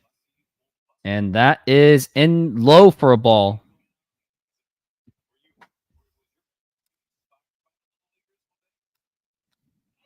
Josh Rojas batting .230, 7 home runs and 24 RBIs. He's been doing absolutely nothing. And that's going to be popped up, and that's going to be doing absolutely nothing once again. And Edmonds makes the catch, and that's going to be 2 outs for the Mariners. And it's going to be up to Leo Rivas. At this point, why not just call up Cole Young? It's not like you got really much to lose at this point. Maybe when the roster extends, maybe they will call up Cole Young if the season is long lost.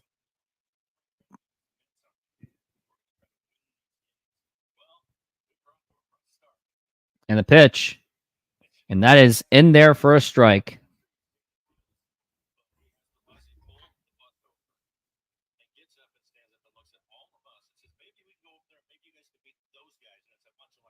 And the pitch. Low for a ball.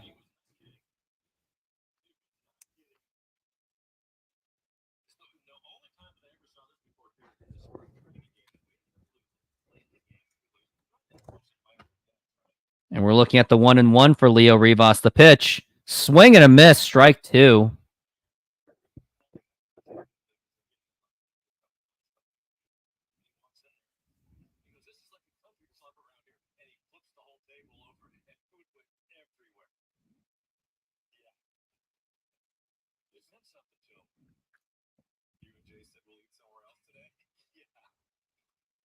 And now here is a catch by Teoscar Hernandez, and that is going to retire the side.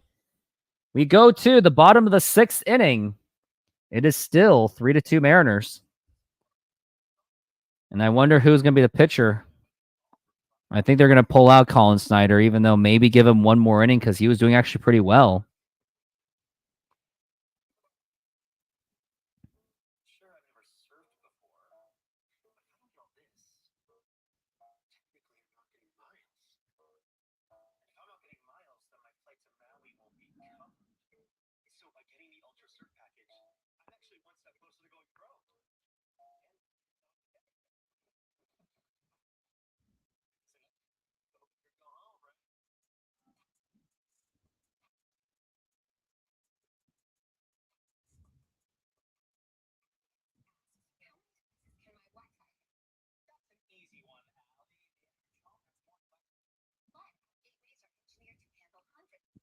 Yep, I agree. Snyder should go out just at least one more inning because he really was doing well. I mean, he shut down 3 of those sluggers.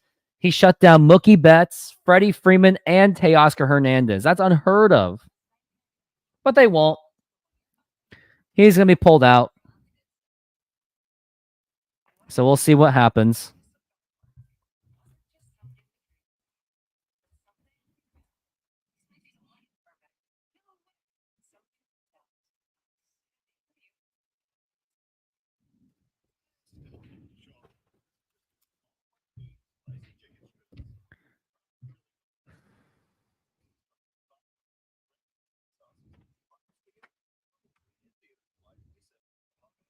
Made about $3 in donations today, thanks to the pizza man.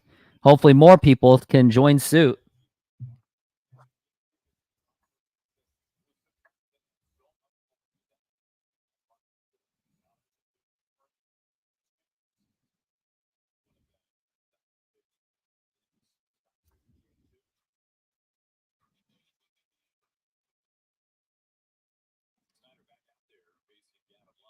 Yep, and Snyder's still in the mound. Surprisingly, didn't expect that to happen. But I must say I'm very happy about it.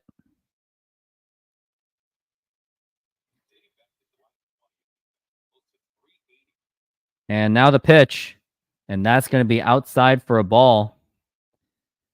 Do you think third base is the biggest priority this offseason? Can't do another platoon. Wasn't good enough. I mean, there's a lot of priorities, I must say. There really is. And that's going to be a strike. And I was just told in just moments, the great Jay Trident podcast will be on this show momentarily. So give him a nice, warm welcome because he was a huge part of my growth of the channel last year. And now we're looking at a 1-2. And this is Gavin Lux, dangerous hitter against the Mariners, must I say. And the 1-2. Check swing. Did he go? Yes, he did. And that's going to be strike 3.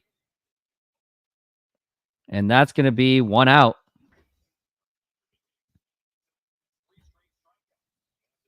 Three strikeouts in a row.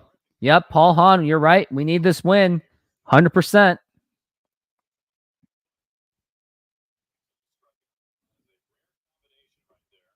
Colin Snyder, like to see that 2-inning effort. Let's keep this going. The pitch. And that is going to be a strike. 0-1 for Will Smith.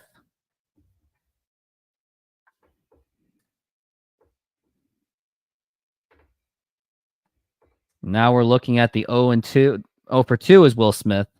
And that's going to be an 1-1 count. Taylor Saucedo is now seeing action in the bullpen.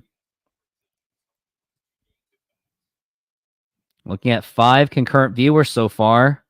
Would like to see more. And a donation to this channel. The pitch. And a swing and a miss. And that's going to be strike 2.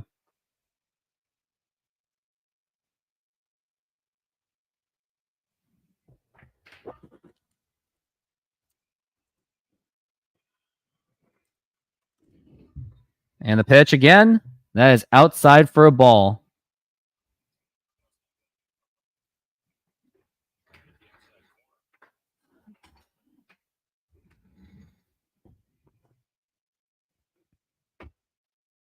And the pitch again. Foul ball, 2-2.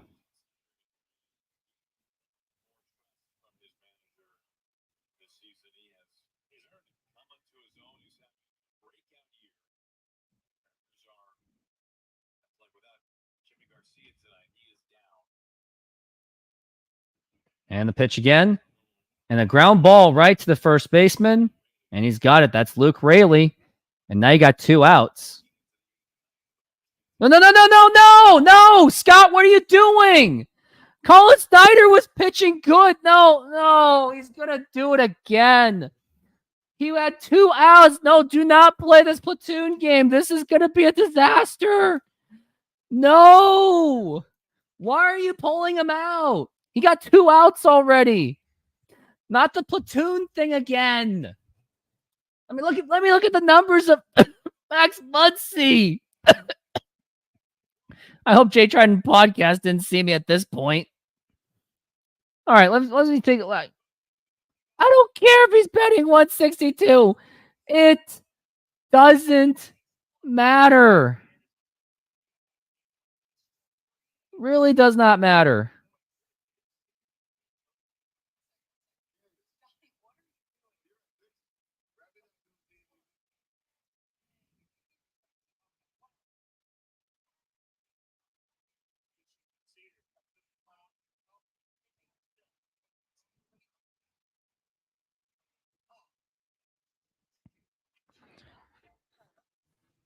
You are here, and you should have been here at least a few seconds ago because I had a meltdown when I saw Scott Service pulling out Colin Snyder for Taylor Saucedo because he's playing the platoon game, the lefty thing. I just assumed, I just turned on the TV. I assumed the inning was over. Yeah. Here's the thing, like, not to just jump in and start going on rants, but I'm not against the platoon stuff. If you've got like, a dominant lefty, like if this was Gabe Spire last season, okay, but Sauce has been bad. So it's like at some point you just gotta go with who's better. It doesn't Colin matter. Snyder. Snyder's better. Or go get, and I'm trying to think who else is out there. Obviously not going to get Garcia or Munoz yet, but who else am I missing? Chargois. Go get Chargois for. Isn't he? Yeah, he's another lefty. They're not even using him. He's a righty, but he's better. Chargois. I thought he was a lefty for a second. The only lefty they have is Sauce right now, but he's just. Hopefully he can get this out, but I don't think. Max Muncy's batting 140 something against the lefty, but I still don't care. It does not matter. Cannot play. Honestly, Scott Service ruined that movie Moneyball for me. I think he's destroying that movie for me. And the pitch, swing and a miss, strike one. Yeah, no, Paul Hahn is right. If it ain't broke, don't fix it. Colin Snyder was just dealing. Sauce seems to be more invested in his Twitch account. And now here's the 0-1. And that is low for a ball, 1-1. Yeah, at some point, like if all things were equal, if Sauce was just as good as the other guys, I'd say, yeah, do it. By all means. But yeah, but it's when someone's that much worse. I hope he gets the out here, obviously, but we all want to see it. Right. He's a 4.02 ERA. Like even analytically, this makes no sense. The lefty, I get it. The Muncy struggles against lefties. That makes sense. But to me, it's like when you have, good a hot hand lefties, like last year's Gabe Spire, probably a good spot for him. I'm trying to think of another good lefty they've even had. Last year, Saucedo would have been okay. Yeah. Or earlier this year, Saucedo or something. But not right now. Hopefully gets out of this. Hopefully it's 2-2 is correct. And also, CB Bucknor is the umpire for today, which he has surprisingly been on the Mariners' favor. And I do have a special video regarding CB Bucknor and Lou Piniella from 2002. I have the video ready to go for this commercial break, and I'm sure you'll remember it well. And now here is the 2-2 pitch, and that is inside for a ball. And if this walk happens, this decision will not age well, except Paul Hahn already knows what happens, so he gave me the spoiler. So we'll see exactly what happened. And now the 3-2. And now here's a ground ball right to Polanco. Throw to first in time, so I guess it worked, but didn't think it was that necessary. But out of the inning, we're going to the top of the 7th, and I got a video for everyone since CB Bucknor is the umpire, and Root Sports was talking about the interaction beef between Lou Piniella and CB Bucknor. I just had to show this, and you're going to see it, and you're going to love it. I remember this is 2002. Ben Davis was trying to hit in the ground game winner. He was narrowly out at first, and then here it is. Here it is. Wait for it. Yeah, Lou Piniella. Go get him, CB Bucknor. Tosses his hat. CB Bucknor just tosses him out. He's just giving that nice little smirk on his face. I always love when they get tossed out after the game's over. Yeah, I was like, what's the point of that? And this wasn't even the end of the game, actually. This was I thought it was tie the ball. ninth. No, this was the tie ball game going into It extras. was tied. I Oh, look thought at they the won grounds for one. crew woman. She's like, oh, I don't want to get in part of this, but I'm kind of watching. John McLaren trying to restrain him. He Yeah, it is wanted John to kill McLaren. CB. Look at how red. Oh, and it gets better. Oh, here it is. Throwing the base. Throw it. Yeah, could be a better throw than that. And Those are CB's like, heavy. whatever. Oh, there you go. There That's you the go. throw that you want. You got to get underneath it and chuck it. You can't just throw it at the Look at that face. That smirk on his young face. CB Buckner. He was already smirking. And he was Oh, actually safe. Had the review Ooh, Ben happened, Davis Lou got some Piniella help. would have called that head first. But it worked out anyway because Ruben Sierra hit a walk-off with the bases loaded. Is that a So it's all walk-off good. slam? No, it was a walk-off like single. Can I also point out that Walker Buehler striking out 1 through 4 innings might be the worst start low-key of the year versus a Mariners pitcher to only strike out 1 for 4 innings might low-key be like the worst performance of all time. Possibly. And we are back from the break, and Victor Robles is up to the plate, and he had a really weird play at center field where he tried to rob the home run, didn't happen, Funny. and then the umpire wasn't even sure if it was a home run because the ball went through the wall because the wall is cheaply built, I guess. Now the pitch to Robles.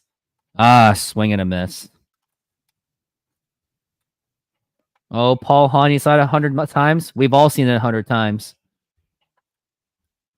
And Houston did win, so this is the opportunity. The pitch, and that is a swing and a miss. Strike 2 to Victor Robles. Oh, You haven't thought really he seen was much supposed to be strikeouts today killing by the Mariners. Well, that's a good thing. Only 2 strikeouts today, so offensively, a lot better. 0-2. And the fact that to say a lot better, and they're up by 1, and the fact that to say Right. their offense is a lot better, it just really says a lot about this team. The thing is, I was kind of dragging myself for this game. Like I felt like I was crawling to the computer and the camera for this game. And let's be honest, like no matter what happens this game or tomorrow, this is not the series that's killing them. It's Pittsburgh, Detroit, the Angels. You know, not that we don't want to beat the Dodgers too, but this isn't the one I'm going to look back on and go, oh, why? It's Yeah, why? it's all the other No, stuff. it's those Angels. Oh, strike 3 called. Yeah. Seems that the offense is now back to normal. Yeah, this team is making me drag though. I'm with you. These late games are now for me like just brutal. I mean, late game is good for me. It's just True. the mental like, oh, I'm covering a Mariners game. Yippee. Both for me. It's both. Which is why I need all these interactions. Otherwise, I'm lonely and depressed. The pitch to Julio. And here is a ground ball right to second. Oh, he bobbles the ball. And that is going to be, I would say that's an error. That should have been an easy play. But Julio gets on limping the first base. And crazy to think that a limping Julio Rodriguez is our best offensive player on this team, which also says a lot. I will say one thing going back to Saucedo. If you're going to, that's outside of like using him in blowouts. If you're using him for like one batter where you've got 2 outs and he's facing a lefty is probably not the worst time to use him. Like I still probably wouldn't have gone with him just because he's not pitching well, but it's probably not the worst spot. Much better than having to bring him in at the start of an inning where you've got to face 3 batters, you know what I mean? No matter what. So probably not the worst usage of him, but the point still stands, but Yeah. just wanted to throw that little caveat out there. I would imagine that they're going to pull him out. I don't Mhm. think he's going to go into the next inning, and I don't think he should. And that's going to be the one time where I'm like, yes, please pull out Saucedo, put in someone else. I don't trust him. Even though he pitched less than 10, this is the one time I'm like, okay, Scott, you can pull him out. It's okay. Right. I'll give him a pass. If he And even if it leaves doesn't work out, Sauce I will still say, I will defend him for once saying, you know what? It was a good decision because pulling in Saucedo was an unnecessary decision. So you basically undid the bad decision. That'll be that you know he's going to leave Sauce in now. Just because And Sauce. I mean, he's all invested in his Twitch content creating, I guess. I mean, best thing right now would be a couple more runs. That would really be. we need the all best the thing runs here. that the Mariners could get in salvage because. And the sad thing is, Mariners are actually playing better against the Dodgers than they've ever played against the Tigers and the Pirates. True. That says a lot. Yeah, even yesterday, I mean, it was 0-0 going to the 7th. They were still at least competitive. Right.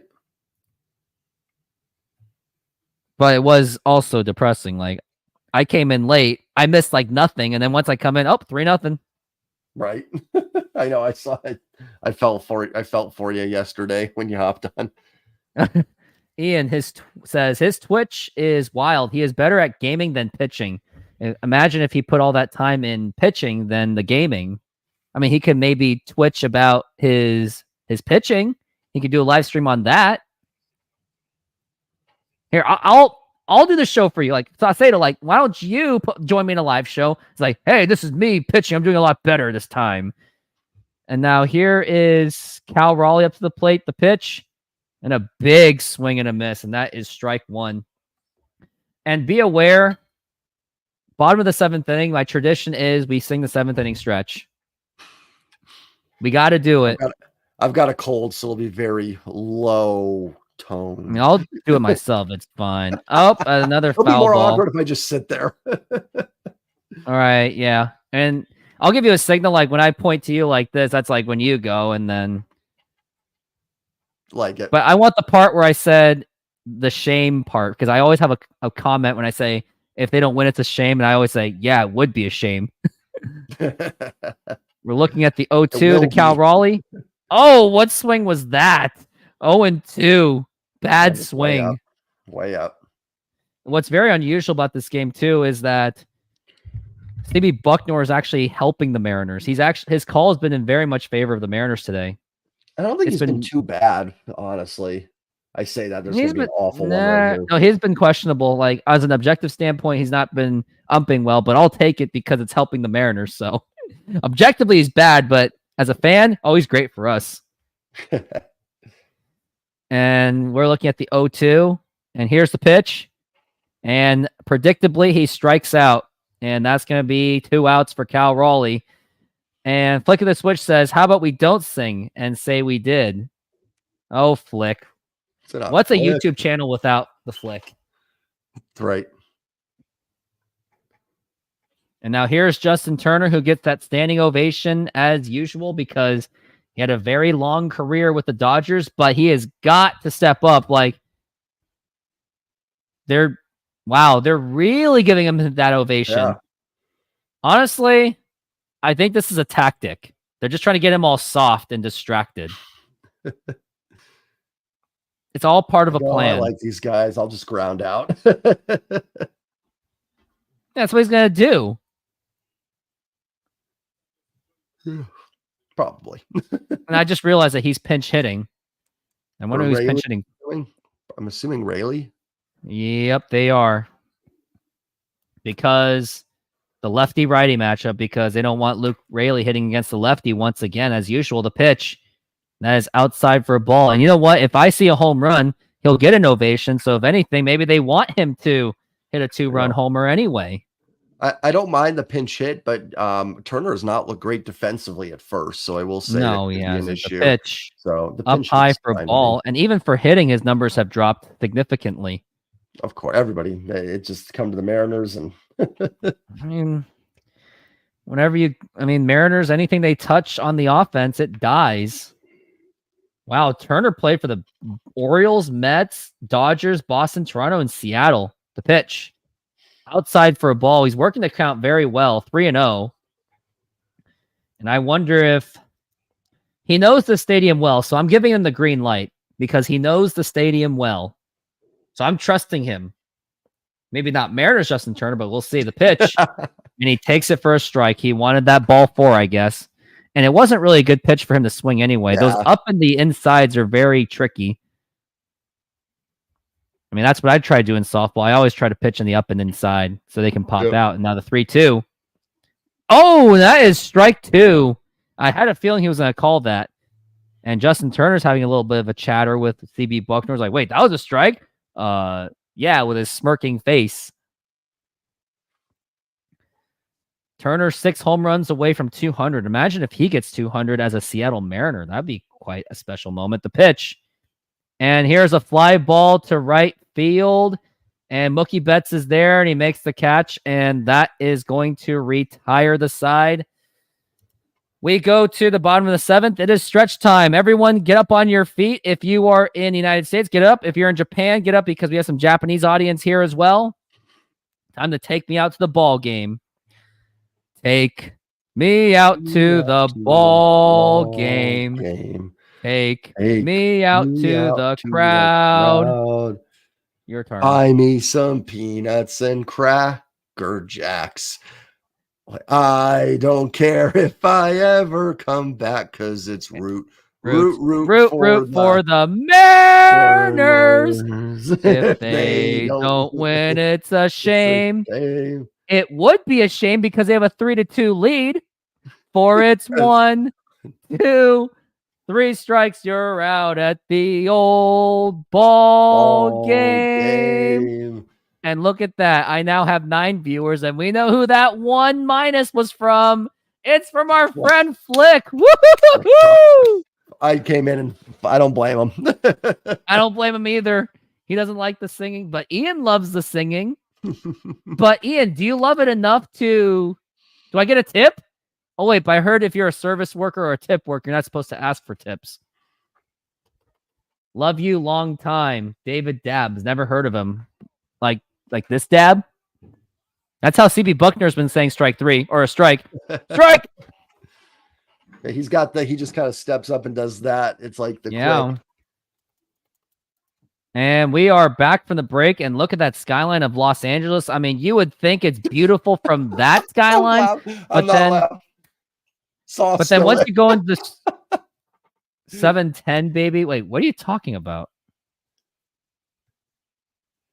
Is Softy on 710? Maybe someone from No, Softy is from KJR. No, 710. Oh, no. Saucedo is staying. That's why I was laughing. Great. And now here's the pitch. You know why? Because they want the lefty versus Ohtani, which doesn't make a lot of sense because I imagine Ohtani's numbers versus lefties are fine, would be my guess. It's like 240 or 260. The pitch. Oh, good enough. I mean, Saucedo handled Ohtani. I mean, surprisingly, the Mariners, for the most part, they've been able to handle those top 4 hitters. It's just they can't even handle the bottom tier hitters. So they do play down to the competition. Mariners just walking off the field. Oh, pitch calm, I'm assuming. Yep. I thought they were just walking off the field. Wait, what's pitch calm? Never heard of pitch calm. The ear thing. Oh, the ear thing. Okay. The thing that the catchers and pitchers. Oh, great. That they're talking to each other kind of thing. Yeah. I thought Cal was just like walking off, like protesting, just walking off the field. Yeah, protesting that. Wait, you put sauce in there? Nah. You keep them in there.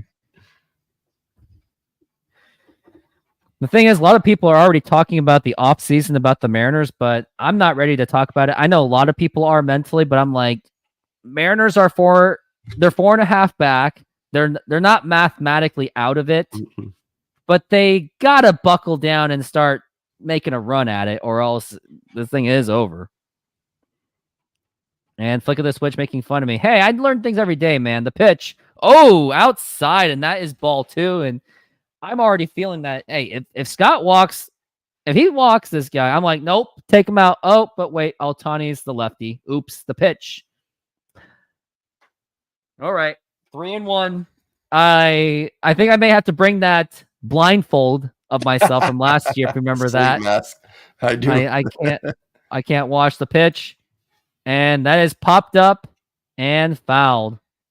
Actually, if he does walk him or if he does get on base and Ohtani is up, I'll get my sleeping mask and then you can call the Ohtani part.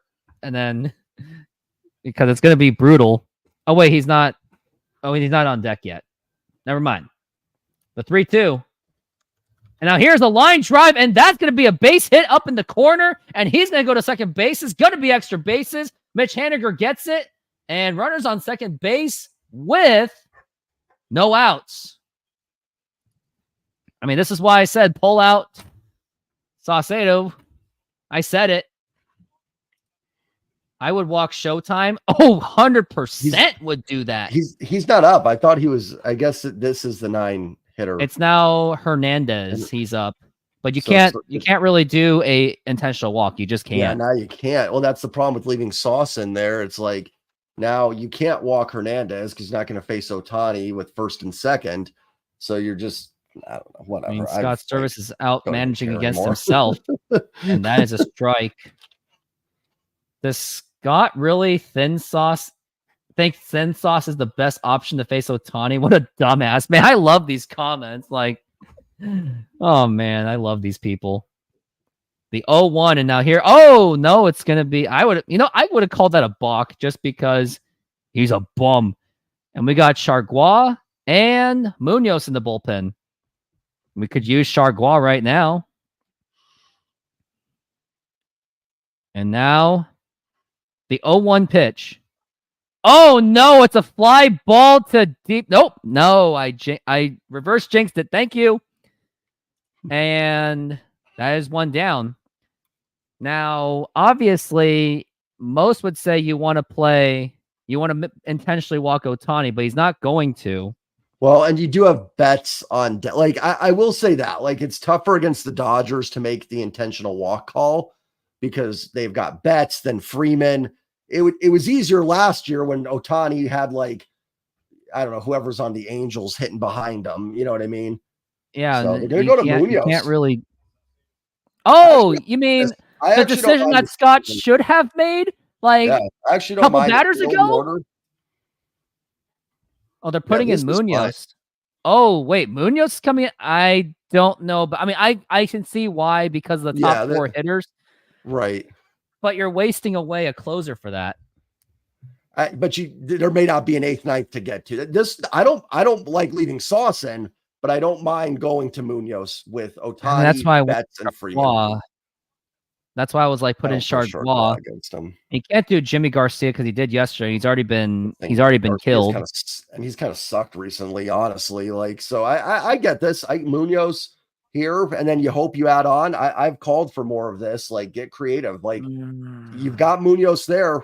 I mean, what happens? Who else you bringing in? What if Chargois comes in and gives up the runs, and then you go, we didn't even use Munoz for the game. So I don't mind. I don't like leaving Sauce in. I don't mind going to Munoz here, though. Yeah, I think still personally, I will take it to the core that if Chargois came in and it became a disaster, I would have been like, it was still the right decision. I would have said but they should have put in Chargois at the beginning of the inning. But Scott was really letting Ohtani get to his head. That's what it was about. But then he pulls him out anyway, so it doesn't really matter. Yeah, like the decision that led to going to Munoz kind of stunk, but I think going to Munoz here is fine. I'm kind of tempted to get, you know what? I'm going to do it. I'm doing it.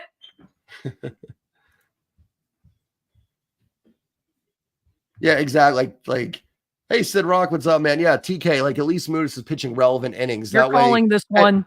You got it. And I'd rather lose this game with Munoz. If he gives up a home run, I'd rather lose it with Munoz on the mound. So I'm fine with this, honestly. Like, it's definitely got some risk. Like, he could get out of this, and then, the 8th, 9th, you've got turned over to lesser pitchers. But I can stomach this. Ohtani steps in. Munoz comes set at the belt. I'm going to move over from the chat just for no spoilers. Not that I honestly care all that much anymore, but swing and a miss over the top of a slider. I guess that's the other place I'm at. I'm honestly I'm kind of like whatever on the Mariners right now. I've kind of lost. The apathy is set in. If they win this, great. If not, I'll wake up tomorrow, go to work, and we'll all go about our lives like normal. 0-1 here from Munoz to Ohtani. Come set the pitch. A little outside with the breaking ball, 1-1. Just missed on the I got outer half. football to look forward to, even though I Yeah, we really got don't football want in to. 2 weeks. We got football in 2 weeks, so you know The I'll Sam survive. Howell hype train. I'm not quite on the Sam Howell train yet, but he's looked Me okay in neither. preseason. He's getting rid of the ball quicker. The 1-1 to Ohtani. Line drive caught by Turner. Throw over to second base. Back in time. So the line drive was caught by Turner. They almost doubled up. Edmund 2 down. That was stung off the bat of Ohtani. That had to be 112, 113. Mariners catch a break that it was hit right at Turner. 2 away. Ohtani is a career 240 hitter against the Mariners. It doesn't feel like he's really 100 off the bat. I don't feel like Ohtani's really killed. He's going to have a walk-off home run now, and I'm saying this, but yeah, probably. He's never really killed us, I don't feel like. I mean, I know he's had moments, but not the way like Trout has killed us. Here's Mookie Betts. Munoz comes set at the belt. His pitch to Mookie. Line drive down the line. Fair, foul.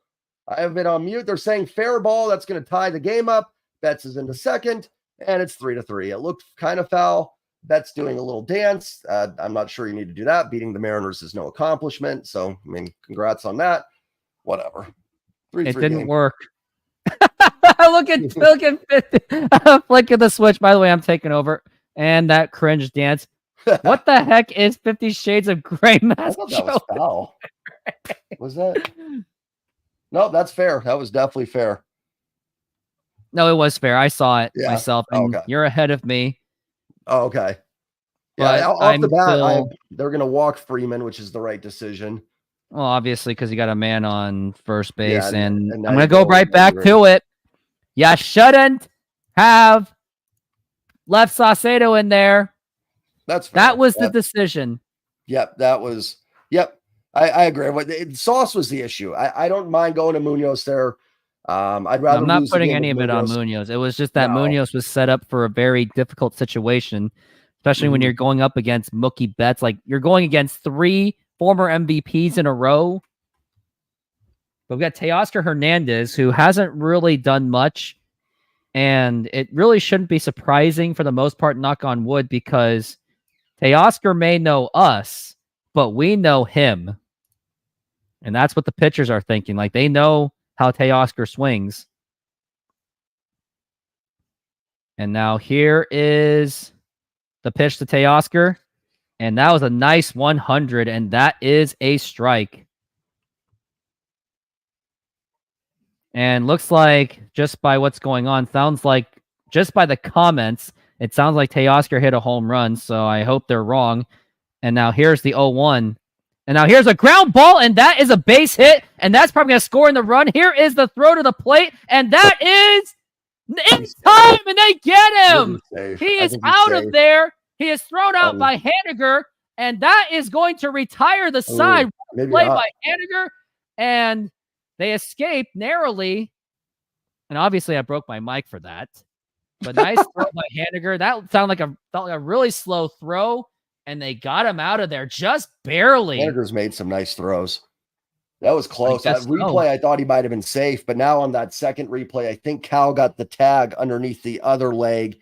And the one leg was going over the plate, and Cal got underneath the other one. So I don't think there was evidence to overturn that. But that great sounds like CB Bucknor is really on our side. I guess he's finally making up for that Lou Piniella call. Yeah, where's Haniger's little dance to celebrate? Yeah, I guess so. Oh boy, now we're going. Honestly, not a very impressive outing for Munoz. Ohtani ripped at 100. Just was caught by Turner. Betts was down the line fair, hit pretty hard, and then Teoscar the base hit. So not exactly a great outing there from Mooney. But it's like we got quite a bit of viewers coming in. Awesome. More people are coming in for the show. Close game, Yeah, close game. Dodgers name.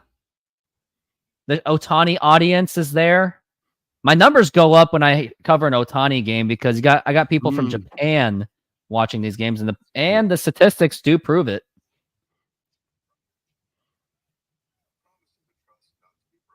Oh man, but what an ugly inning that was, and just to think that Mariners could have easily gotten out of it. Like it could have just came down to just doing better decisions, and they don't. By the way, I'm just out of random going to my analytics for how many people have seen my Otani, my other game, going to the audience. It was 24% was from Japan. In terms of by cities, doesn't say. Haniger was doing that Mookie dance. I guess he was taunting him too. What was he doing it? I Was he guess actually so. doing it? I wonder what the Twitter is saying. I guess they're going to show it in a moment. Haniger was throwing him out. I didn't see it. Me Can anyone neither. confirm? Oh, Steve and I have zero faith that they're going to score another run. I don't have any faith in this team right now. Like, I mean, you could have. It's just, I just don't have any faith right now. It's That's why I'm brutal. not even like, even the sauce thing. I'm like, kind of just whatever. It is what it is. It is brutal to watch. Now here is Randy Arozarena, the pitch, and that is inside, but they called it a strike anyway. We're talking about an 0-1 count.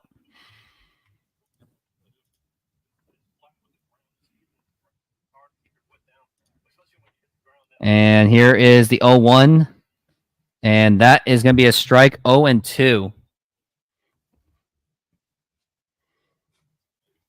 Logan Gilbert against Jack Flaherty tomorrow. Mariners got to get this win because you do not want to go up against the Dodgers losing the series, and the Mariners cannot afford to lose any more series. 0-2, up high for a ball, 1-2. And also, commercial break, I have some videos of me and Softy. You're going to want to see this. Don't want to miss it. Surprised I didn't think I got Softy on my show. Didn't think that was possible. I guess anything's possible. 1-2. Miracles. Yep. Can you believe in miracles? Yes! The United States defeated the Soviet Union.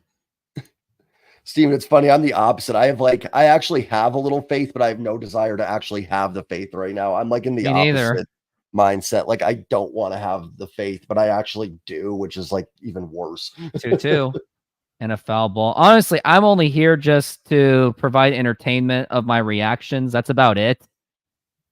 I'm providing a service for people for all the hopefuls, delusional hopefuls that still want to follow the Mariners without giving the ownership money of Root Sports and MLB.com. Here I am, the 2-2. And now here's a fly ball to left field, and Teoscar makes the catch. Not to like get on the excuse train, but man, I feel like the Mariners have had a lot of line drives that have been caught tonight. Like, they have stung the ball a lot tonight. They've been stinging it, but they just happened to hit it exactly to the fielders. Where they ain't. Yep. And next up to the plate is going to be Jorge Polanco. He is 2 for 3, so I'm not going to give him the no treatment. And I was hoping my blindfold trick would work, but it didn't. The pitch. Well, you'd have to see it, so it did kind of work. I remember when we did it last year when Otani was up against Matt Brash, and Matt Brash nailed him. Yeah, that was a great game. Better times. Way better times. The 1-0. Yeah, that was some. I think that was some better times. It actually was. Just to think last year was actually better times. The Mariners, our lives were better. I think they were in first place at this time last year. Honestly, they were hanging somewhere. Yeah, the 2-0. 3-0 count, and Polanco being patient. Next up to the plate after that's going to be Mitch Haniger. Maybe would be cool if Polanco gets on base and then Mitch Haniger does something special, especially after throwing out Mookie Betts. And now the 3-0 and ball 4, take your base. And this is a great opportunity for Mitch Haniger. Not only has he thrown out Mookie Betts, but he has a chance to do something special here. Even though he's pretty much 2009 Ken Griffey Jr. at this point. I looked at their numbers. Yeah. Mitch Haniger and 2009 Ken Griffey Jr. were very similar numbers. Makes sense. It's kind of scary. More pop. Yeah. He did, and a lot more weight. Yes. Dylan Moore running. Dylan Moore, the pinch runner. And now the pitch. And that's a strike. Not sure about that decision just because, I mean, Polanco has been batting. He's actually been their best hitter of the Mariners. So maybe when it's like down the road, it may bite them in the butt. But I guess that's how desperate they are to even get one run. And now the pitch. And that is going to be a ball one. It's but one of Mitch those Haniger kind of. Go ahead. But it's like Mitch Haniger's not really hitting anything right now. So that's where I'm concerned. But we'll see. I the think 1-1. It stinks, but you kind of have to do it and have them run. I get where you're coming from because you take one of the few bats that's swinging it well out, but it just I'm not. You almost have to do it. I mean, I'm not. I mean, I won't put it on Scott on this one necessarily because there's decisions that have to be made better, then it wouldn't have gotten it to this point. Right. See, last year I was like, blame Scott everything. This year I'm like, blame Scott, but at least there's at least one or two decisions I have let slide. Yeah, there's always things that are like out of the control, but it's just to me, it's just the overall body of work. Is my kind of term. And that kind of gets away. Does Dylan Moore go to second? No, I don't think he even had a chance for it.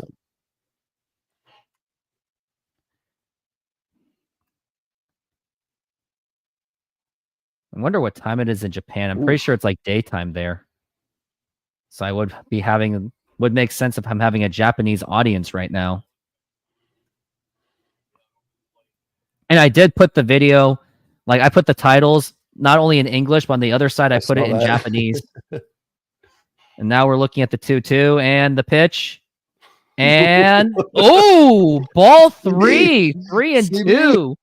CB is literally making up for Lou Piniella on this one.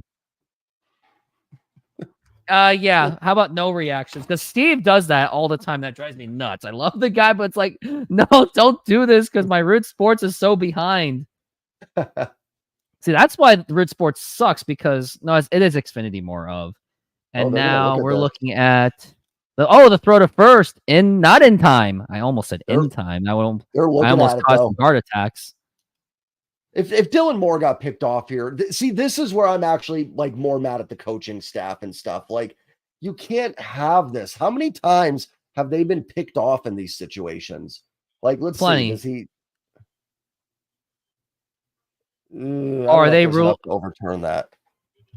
Oh no, Paul Hahn giving me a compliment. That's a great idea to attract the Japanese audience. I've noticed it. Like, I think there could be. I think he's back. I think that hard to like. Freeman had a pretty quick arm on that one. Yeah. No, I think he's out. I hate to say it. Let's see. He's got. Take a look and see what the Twitter vibes are saying. I think you're right. I think he's out. He's out. This is ridiculous. It's so many times this has happened to this team. So many times where they've been picked off. Last year, Caballero did it every tag. Unless his palm is on the base, he's out. Ridiculous. I'm so done. I'm just so done with this garbage. Oh, look at. I mean, when you see Mariners Mojo, the most optimistic group of YouTubers I've ever seen, when they said, I'm going into this next game with no expectations, that's when you know the Mariners are broken. Yep, he's out by the fingertips. The only saving grace is he was called safe. That's the only saving grace. That's it.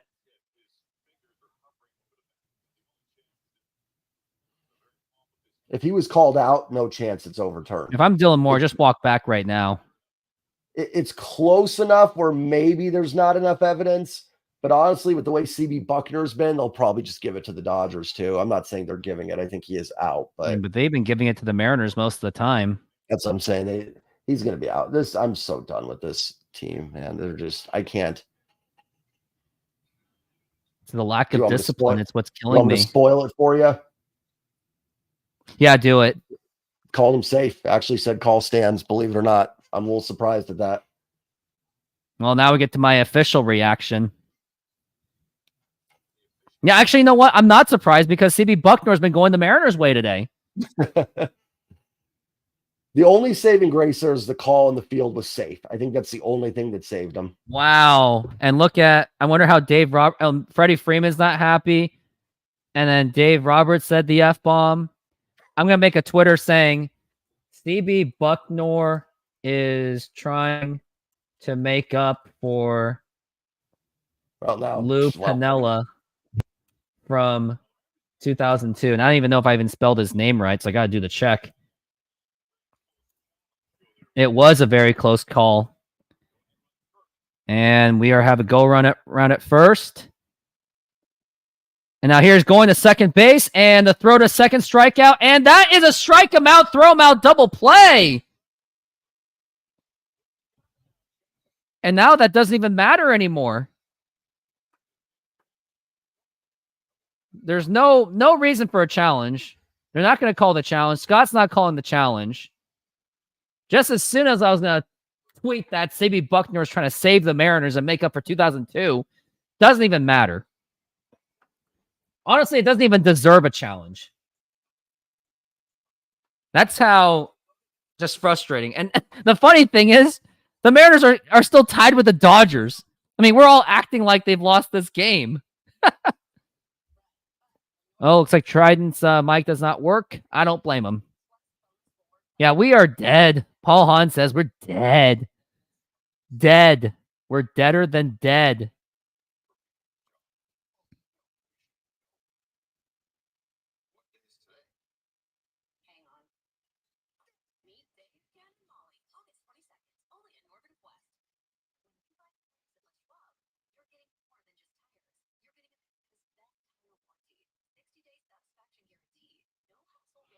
Yep, he's got to fix his mic, doesn't he? I don't blame him.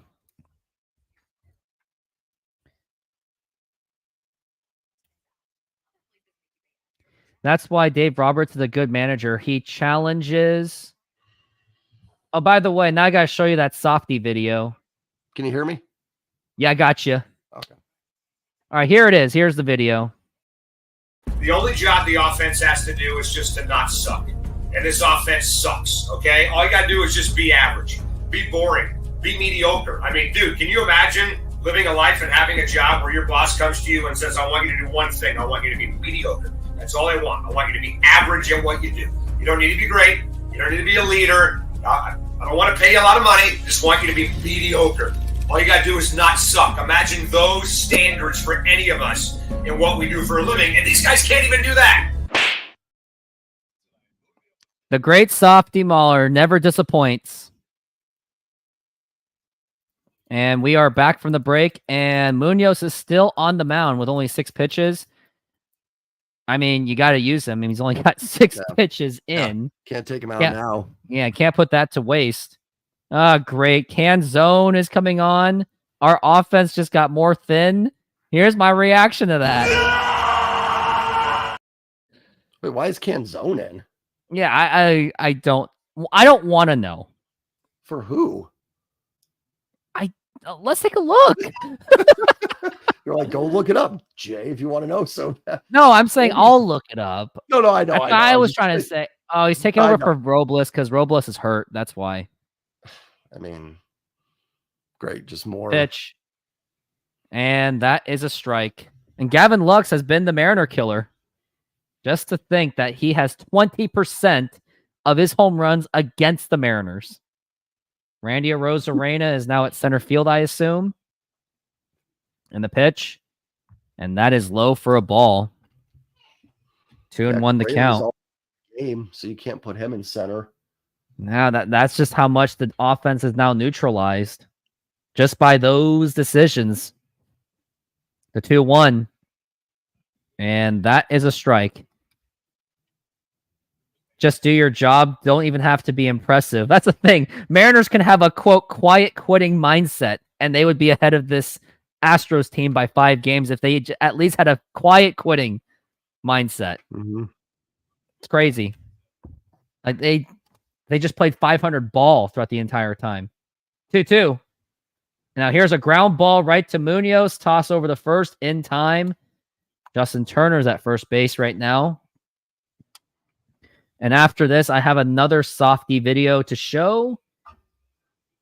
I mean, I will say this: like Softy, doing a show with Softy was the equivalent of drinking a really powerful coffee. He really like his voice and his energy really got me jacked up. Like it's people like him, I would think that he inspires many others to do YouTube content creating. Now here's He's the got pitch that to. perfect mix for it. Man, I'd be entertained if you can get Softy on your show. That'd be fun. That'd be fun. I mean, you got the numbers, you got the beard. I True. actually believe that you can get Brett Boone on your show easily. The pitch, swing and a miss, strike two. I mean, look at Marine Layer Podcast. They get all these guys on their shows. They get current Mariners on your team. I think you could at least get Brett Boone at least, or Mike Might Cameron. try in the offseason. You really should, or at lemuch during the season, because Brett Boone talks to Softy all the time. The pitch, oh, and that hits him.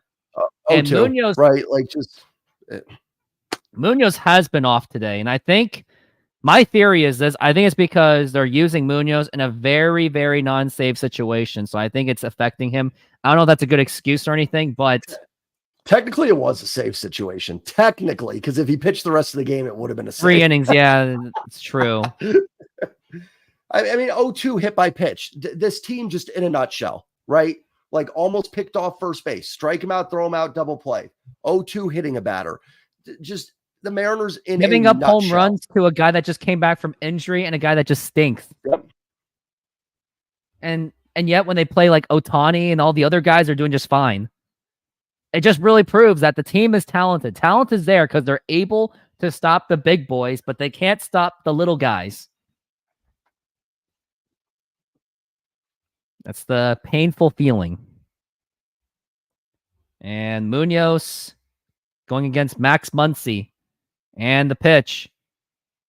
And Munoz has really lost it. Like, I think if he puts another man on base, I think this is where you have to pull Andres Munoz. It pains me to say it, but he is not having a good game. Colin Snyder was actually their best pitcher, and they should have just kept him for the rest of the way. 3-0 count, and this is the Munoz that I remember and love, and I really hope Chargois is getting ready to go, because you don't have Jimmy Garcia, because he was already used up yesterday. Austin Voth, but he was already used yesterday too. I don't think he was. I don't think did 3-0 pitch yesterday. I think Voth was. And good ball to go. 4, take your base, and I saw that. CB Bucknor was tempted to call a strike, but even he couldn't do it. Wanted to. He wanted. I felt it. Yeah, Munoz just not super sharp. Again, don't have a problem with the decision. You know, if you're going to go down, like I said earlier, I'd rather go down here with Munoz than watching someone else lose it. At least I can stomach it a little bit more. But it's just the Mariners in a nutshell right now. I mean, I could not have less faith that they will win this game. I'm not even trying to be like, oh, super negative. I hope they win this. I really do. I can't envision it right now. You know, I mean, I can't. I mean, even if you went 100% negative as much as I did, I'm not going to put it behind you at all.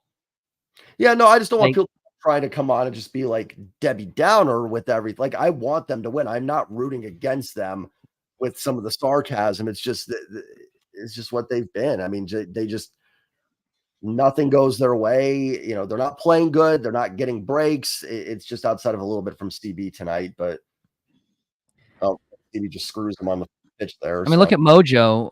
Mojo, like I said, most positive group of people I've seen on covering the Mariners, and even that Pirates series broke them so hard that Colton was like, "Oh yeah, I'm just gonna take it as like a just watch, enjoy baseball mindset." Yep. I mean, that series broke them, and when you break the spirits of Mariners mojo, you know the Mariners did something wrong badly. Yeah, we talk about the offense, but the bullpen's low-key been really bad recently. I mean, the offense is the bigger it's giving me the culprit, 1997 vibes. Yeah, but there's definitely been some Getting up winnable there. games that the bullpen has lost them. Yeah, it's like 1997 all over again. Parting like, And I was complaining about this bullpen last year, and now we're saying, man, I would give anything. killed for last year's. I mean, listen, not having Santos and Brash has hurt, but there should Has be hurt enough a lot. there to get it. But there's still the talent's still there. There's like no talent's not in question. Right. The 1-1. It's just that when you're consistently in a position where you have to, like when you're averaging 3 runs or less, and the bullpen's in this position, it's like it takes a mental toll on these players. And last year, I was the one defending the offense, and now I have to. They were offense was 12th in the league, so they actually weren't too bad, and we were saying they were bad. The 1-2, and Munoz is really losing it. I really think Munoz should have been pulled after the other walk. And the other bizarre thing is they took out Chargois. Like, they're not even letting him warm up. So that's another bizarre thing, unless they're using... They haven't really been using him at all either, which they should. The 2-2.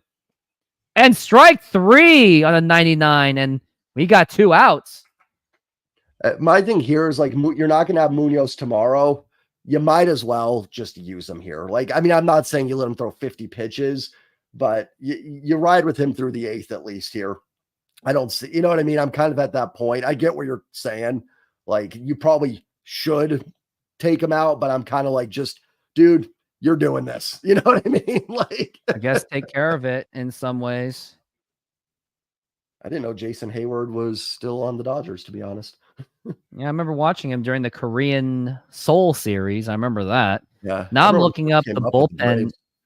Looking at the bullpen numbers for the Mariners in 2024.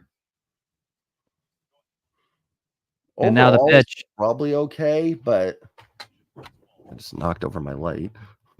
Bullpen's actually 13th in the league, surprisingly. It's been worse, though, recently. I think they were like... It has been, yeah. Yeah. Overall, 97, they were the bottom. They were at a 5.47 ERA. Yeesh.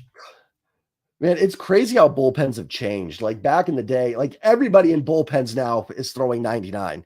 Like, even when the Mariners are playing teams like, oh, this bullpen's been awful, they're all bringing in guys throwing 99. The days of the soft tossers in the pen is just gone.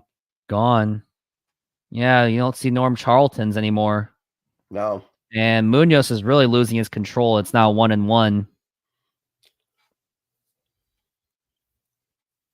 Well, they're playing the Star Wars tune. Isn't that great? And speak of Star Wars just canceled one of their TV series, The Acolyte. I think a lot of people are not disappointed by that decision by Disney. The pitch. Up high for a ball, and it's not like Munoz is like strategizing it. He just doesn't have the control. It's just gone. Like, I don't think he's coming back for the 9th inning, and I don't think he should.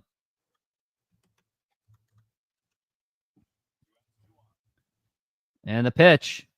Oh, and a fly ball drilled to right field. Forget about that one. And I think that just iced the game right there. Jason Hayward hits a home run. Dave Roberts is as excited as Tommy Lasorda. And it's a 6-3 ball game. I think that is the dagger right there. I mean, I don't think I can sugarcoat that one bit.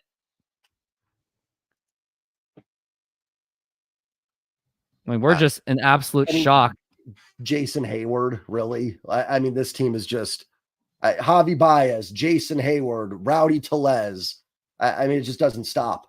It just doesn't stop for this team. We're losing to guys it doesn't make sense. Mariners are dominating against 3 former MVPs in Teoscar Hernandez, and they can't even get a bunch of scrubs out.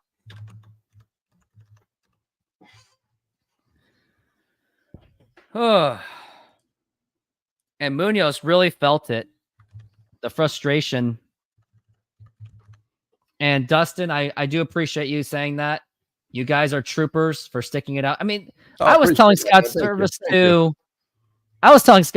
to pull him out for this inning because the momentum was gone. Like, put in Austin Voth or JT Chargois. They would have given it up too. I mean, even if they did, I would have been like, at least that was the right decision. Munoz was already showing his red flags today. Like, it just wasn't his game today. And I got to go to the bathroom because that game just filled on me. You know what? And while I do enjoy this new ad I made, SoFi is an online bank and a personal financing company offering financial diverse products. They hold the naming rights to the home of the Los Angeles Rams and the Los Angeles Chargers, named SoFi Stadium. They offer amazing checking and savings accounts where you can get up to 4.6% on savings accounts. There are no monthly fees to maintain the accounts, and they have over 55,000 no-fee ATMs around the United States. You even have access to a budgeting program, stock trading, and insurance programs. Join SoFi and get $25 for joining and or $25 for opening a stock trading account. Links are available in the description. And thank you. And lastly, I am not a financial advisor, so either find a professional financial advisor or go with your own gut. Yep, do not take my advice. I mean, if you want my advice, I'll say, well, here's a disclaimer. I am not your financial advisor. But I did buy 114 shares of Fubo TV because they're having some kind of a weird momentum for whatever reason. So I want to ride with that. They might have a momentum before the Mariners do on this offense. Gonna be we funny are back when we in get the break. Ohtani out. Oh, if they get Ohtani out, I'm going to just lose it. Should have Badly. walked Hayward to get to Ohtani. With the way all the scrubs killed the Mariners, just put. Whoa! I think I just broke my chair. Boy, I'm having a heck of a. And now you're gonna break your microphone and I your did. TV, and maybe you I should. did. I broke the chair. Oh my gosh! What a night. Let's take a look at the stats too. Like Ohtani is 1 for 4. Mookie Betts is 1 for 4. Freeman 1 for 2. Hernandez 1 for 4. Like the Mariners are handling these guys. But then the guys after that, they're just getting killed by them. The pitch. And that is a ball. It's the bullpen, the offense. Like we're going back to 1997 levels of badness. Mariners added to the bullpen and it hasn't done anything. The pitch. And a ground ball foul. And I want to look at JT Chargois' numbers and see how much he has actually played for the Mariners, which he really hasn't been used enough. They're using too much of Garcia, so they're burning him out. Chargois has not pitched since August 17th, which makes no sense. And now the 1-2. And that is low for a ball. Ohtani can hit? Oh, he can hit? I'm not aware of that. Are you sure about that? I don't know. I don't want to think about it. And we're looking at the 2-2 and the pitch. And now here's a fly ball drilled to right field, and that's going to drop in for a base hit. And at least it's a single, but do we really care at this point? No. No. Nah. But I care about this comment the most. That we're the troopers. We're sticking it out, covering it till the end, which we will. And I've had people tell me like, man, the Mariners don't deserve your attention. They're hurting your channel. Don't give them attention. It's like, no, I got to finish for the Mariners. The purpose is to cover the entirety of the Mariners season and the Seahawks season, even if they suck to the balls.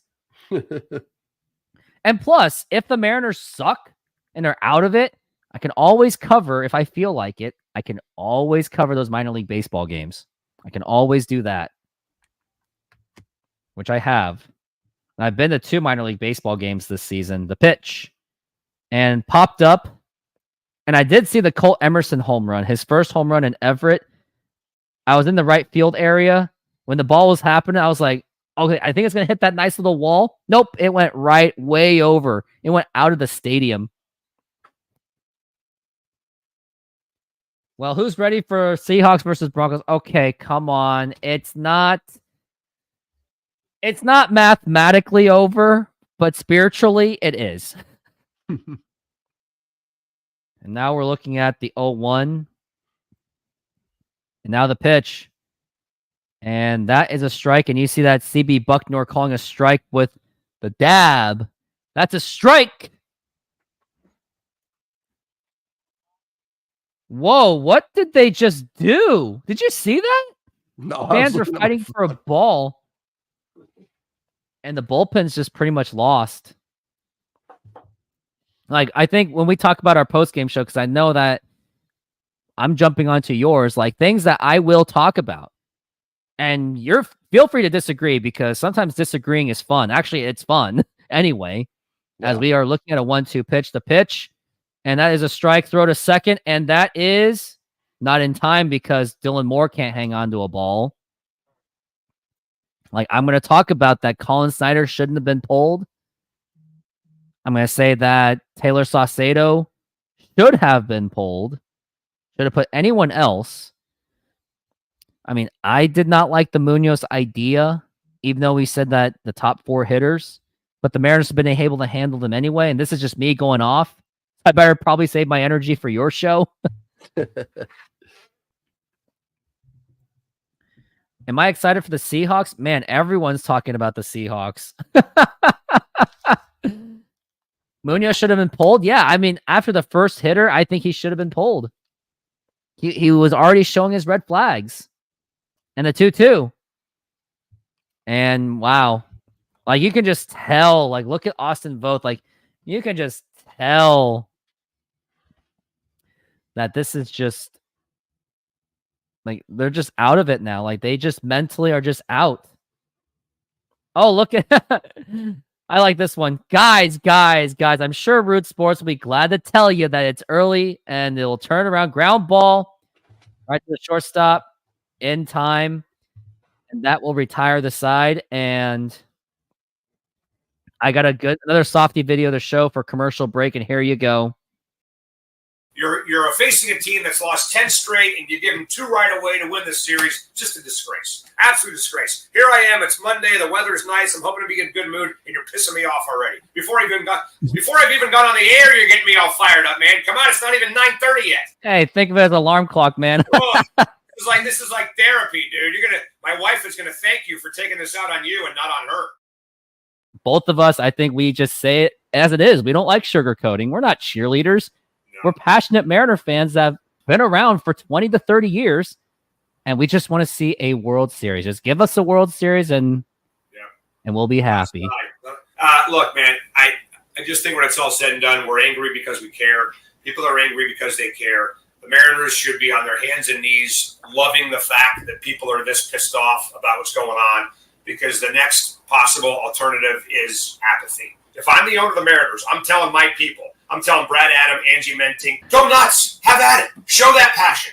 Show that passion on the air. Show the fans that you are just as passionate as they are. That's what we want. And if it's fair criticism, I don't care if it's fiery, emotional, just don't make it personal. But if it's fair criticism, go for it, because that brings in ratings and it brings in people. And we want people to know that we care as much as they do, and they do none of that. Softy really went off. Yeah.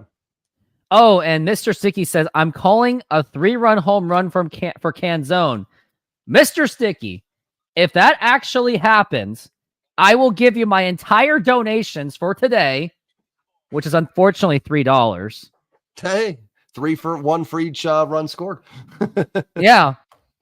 So, Mr. Sticky, I will reward you $3, which, by the way, you'll be netting more than me because YouTube takes 30% of my revenue on this one. So I'm going to make like whatever is 30% of $3, which is not much. I kind of see some people kind of debating in the chat a little bit. In my opinion, it's both. They should have scored more than 3 runs off Buehler, who was awful, and then the bullpen blew it. It's both of them. Bullpen needed to be better, should have held the lead, and the offense was not good enough. It's both.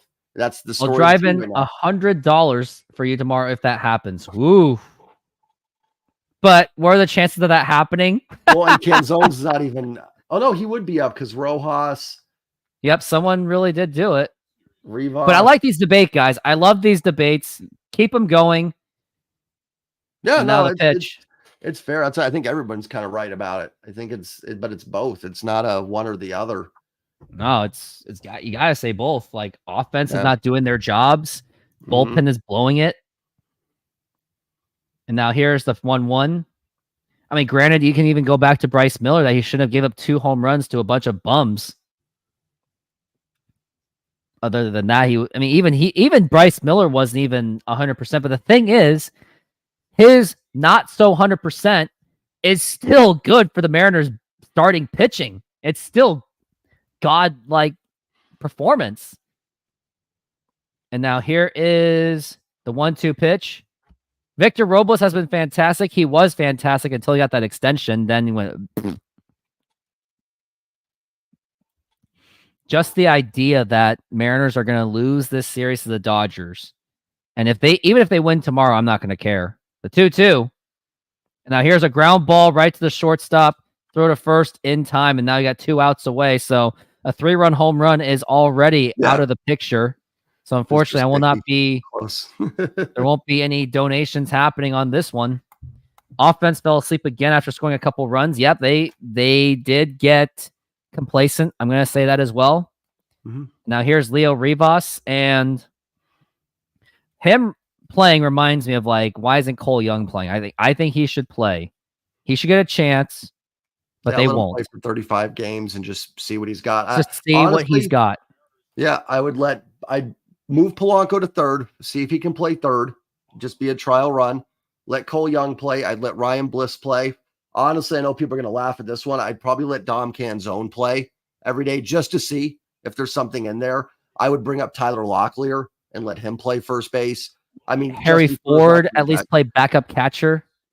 I mean, just something, right? Like, I mean, let's see if there's something in these guys, because you're not bringing. It's too bad that they got rid of. It's too bad they got rid of the 40-man rule for September. You only get used to only get 2. You used to have a bunch of kids playing. I really did enjoy that, but I think that was a money issue. I think they did that to save money, because when minor leaguers play Major League Baseball, they have to pay even more.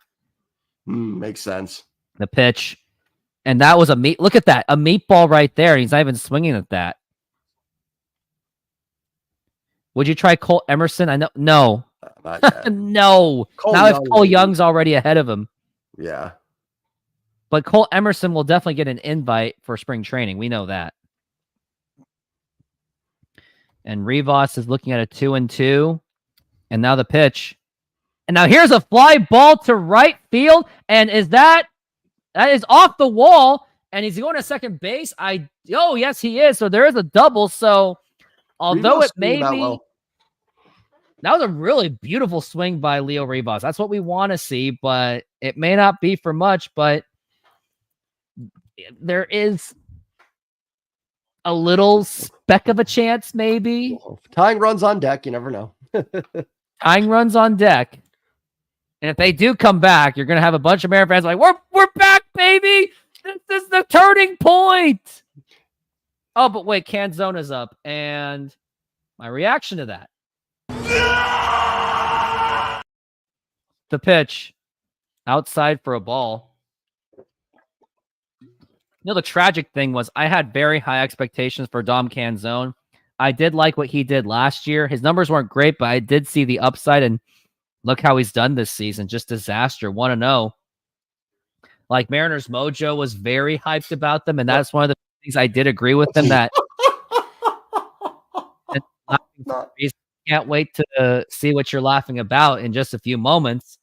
And looking at a 1-1 for Dom Canzone. And now the pitch. And the ball bounces away. And, looks like we got to go to the plate, throw the plate at home. And he's out. Why are you trying? See why it was so funny.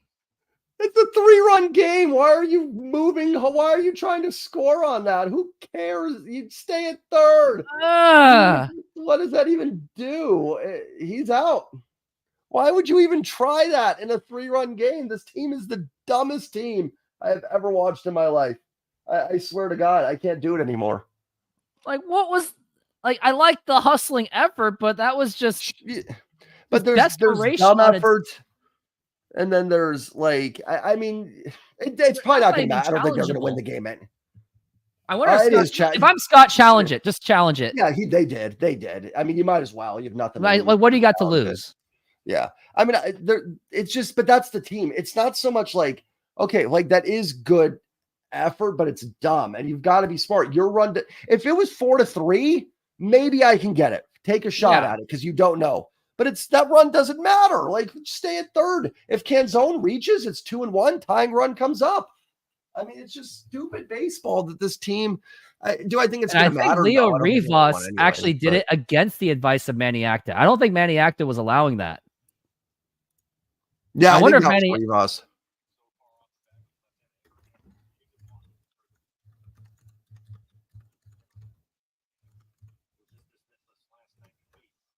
Look at Dave Roberts. He's just sitting and chilling. Just look at him. He's like, "Yep, we got this game in the bag, baby." And Scott Service is just fuming. Just look at. Oh, he just has a. He has a face of like loser. Think he might be safe. I actually think he might be safe. It's still a dumb risk, but if he gets a save, if he's safe, I will show my expression in this way possible.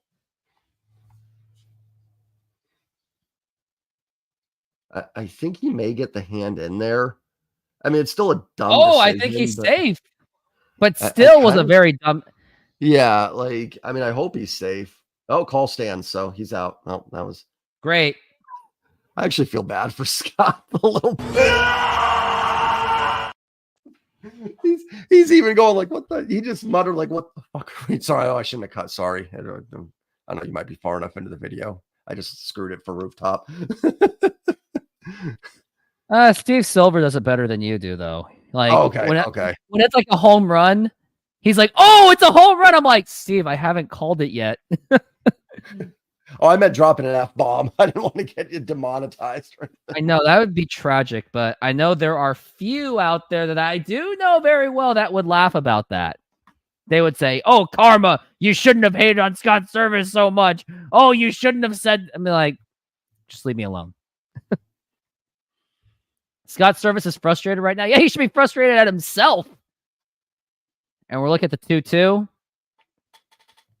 And now the pitch. And a line drive caught by the second baseman, and the ball game is over. Mariners lose the series again and again and again. 3 series lost in a row. Nothing changes. Still a 5-game lead on Houston.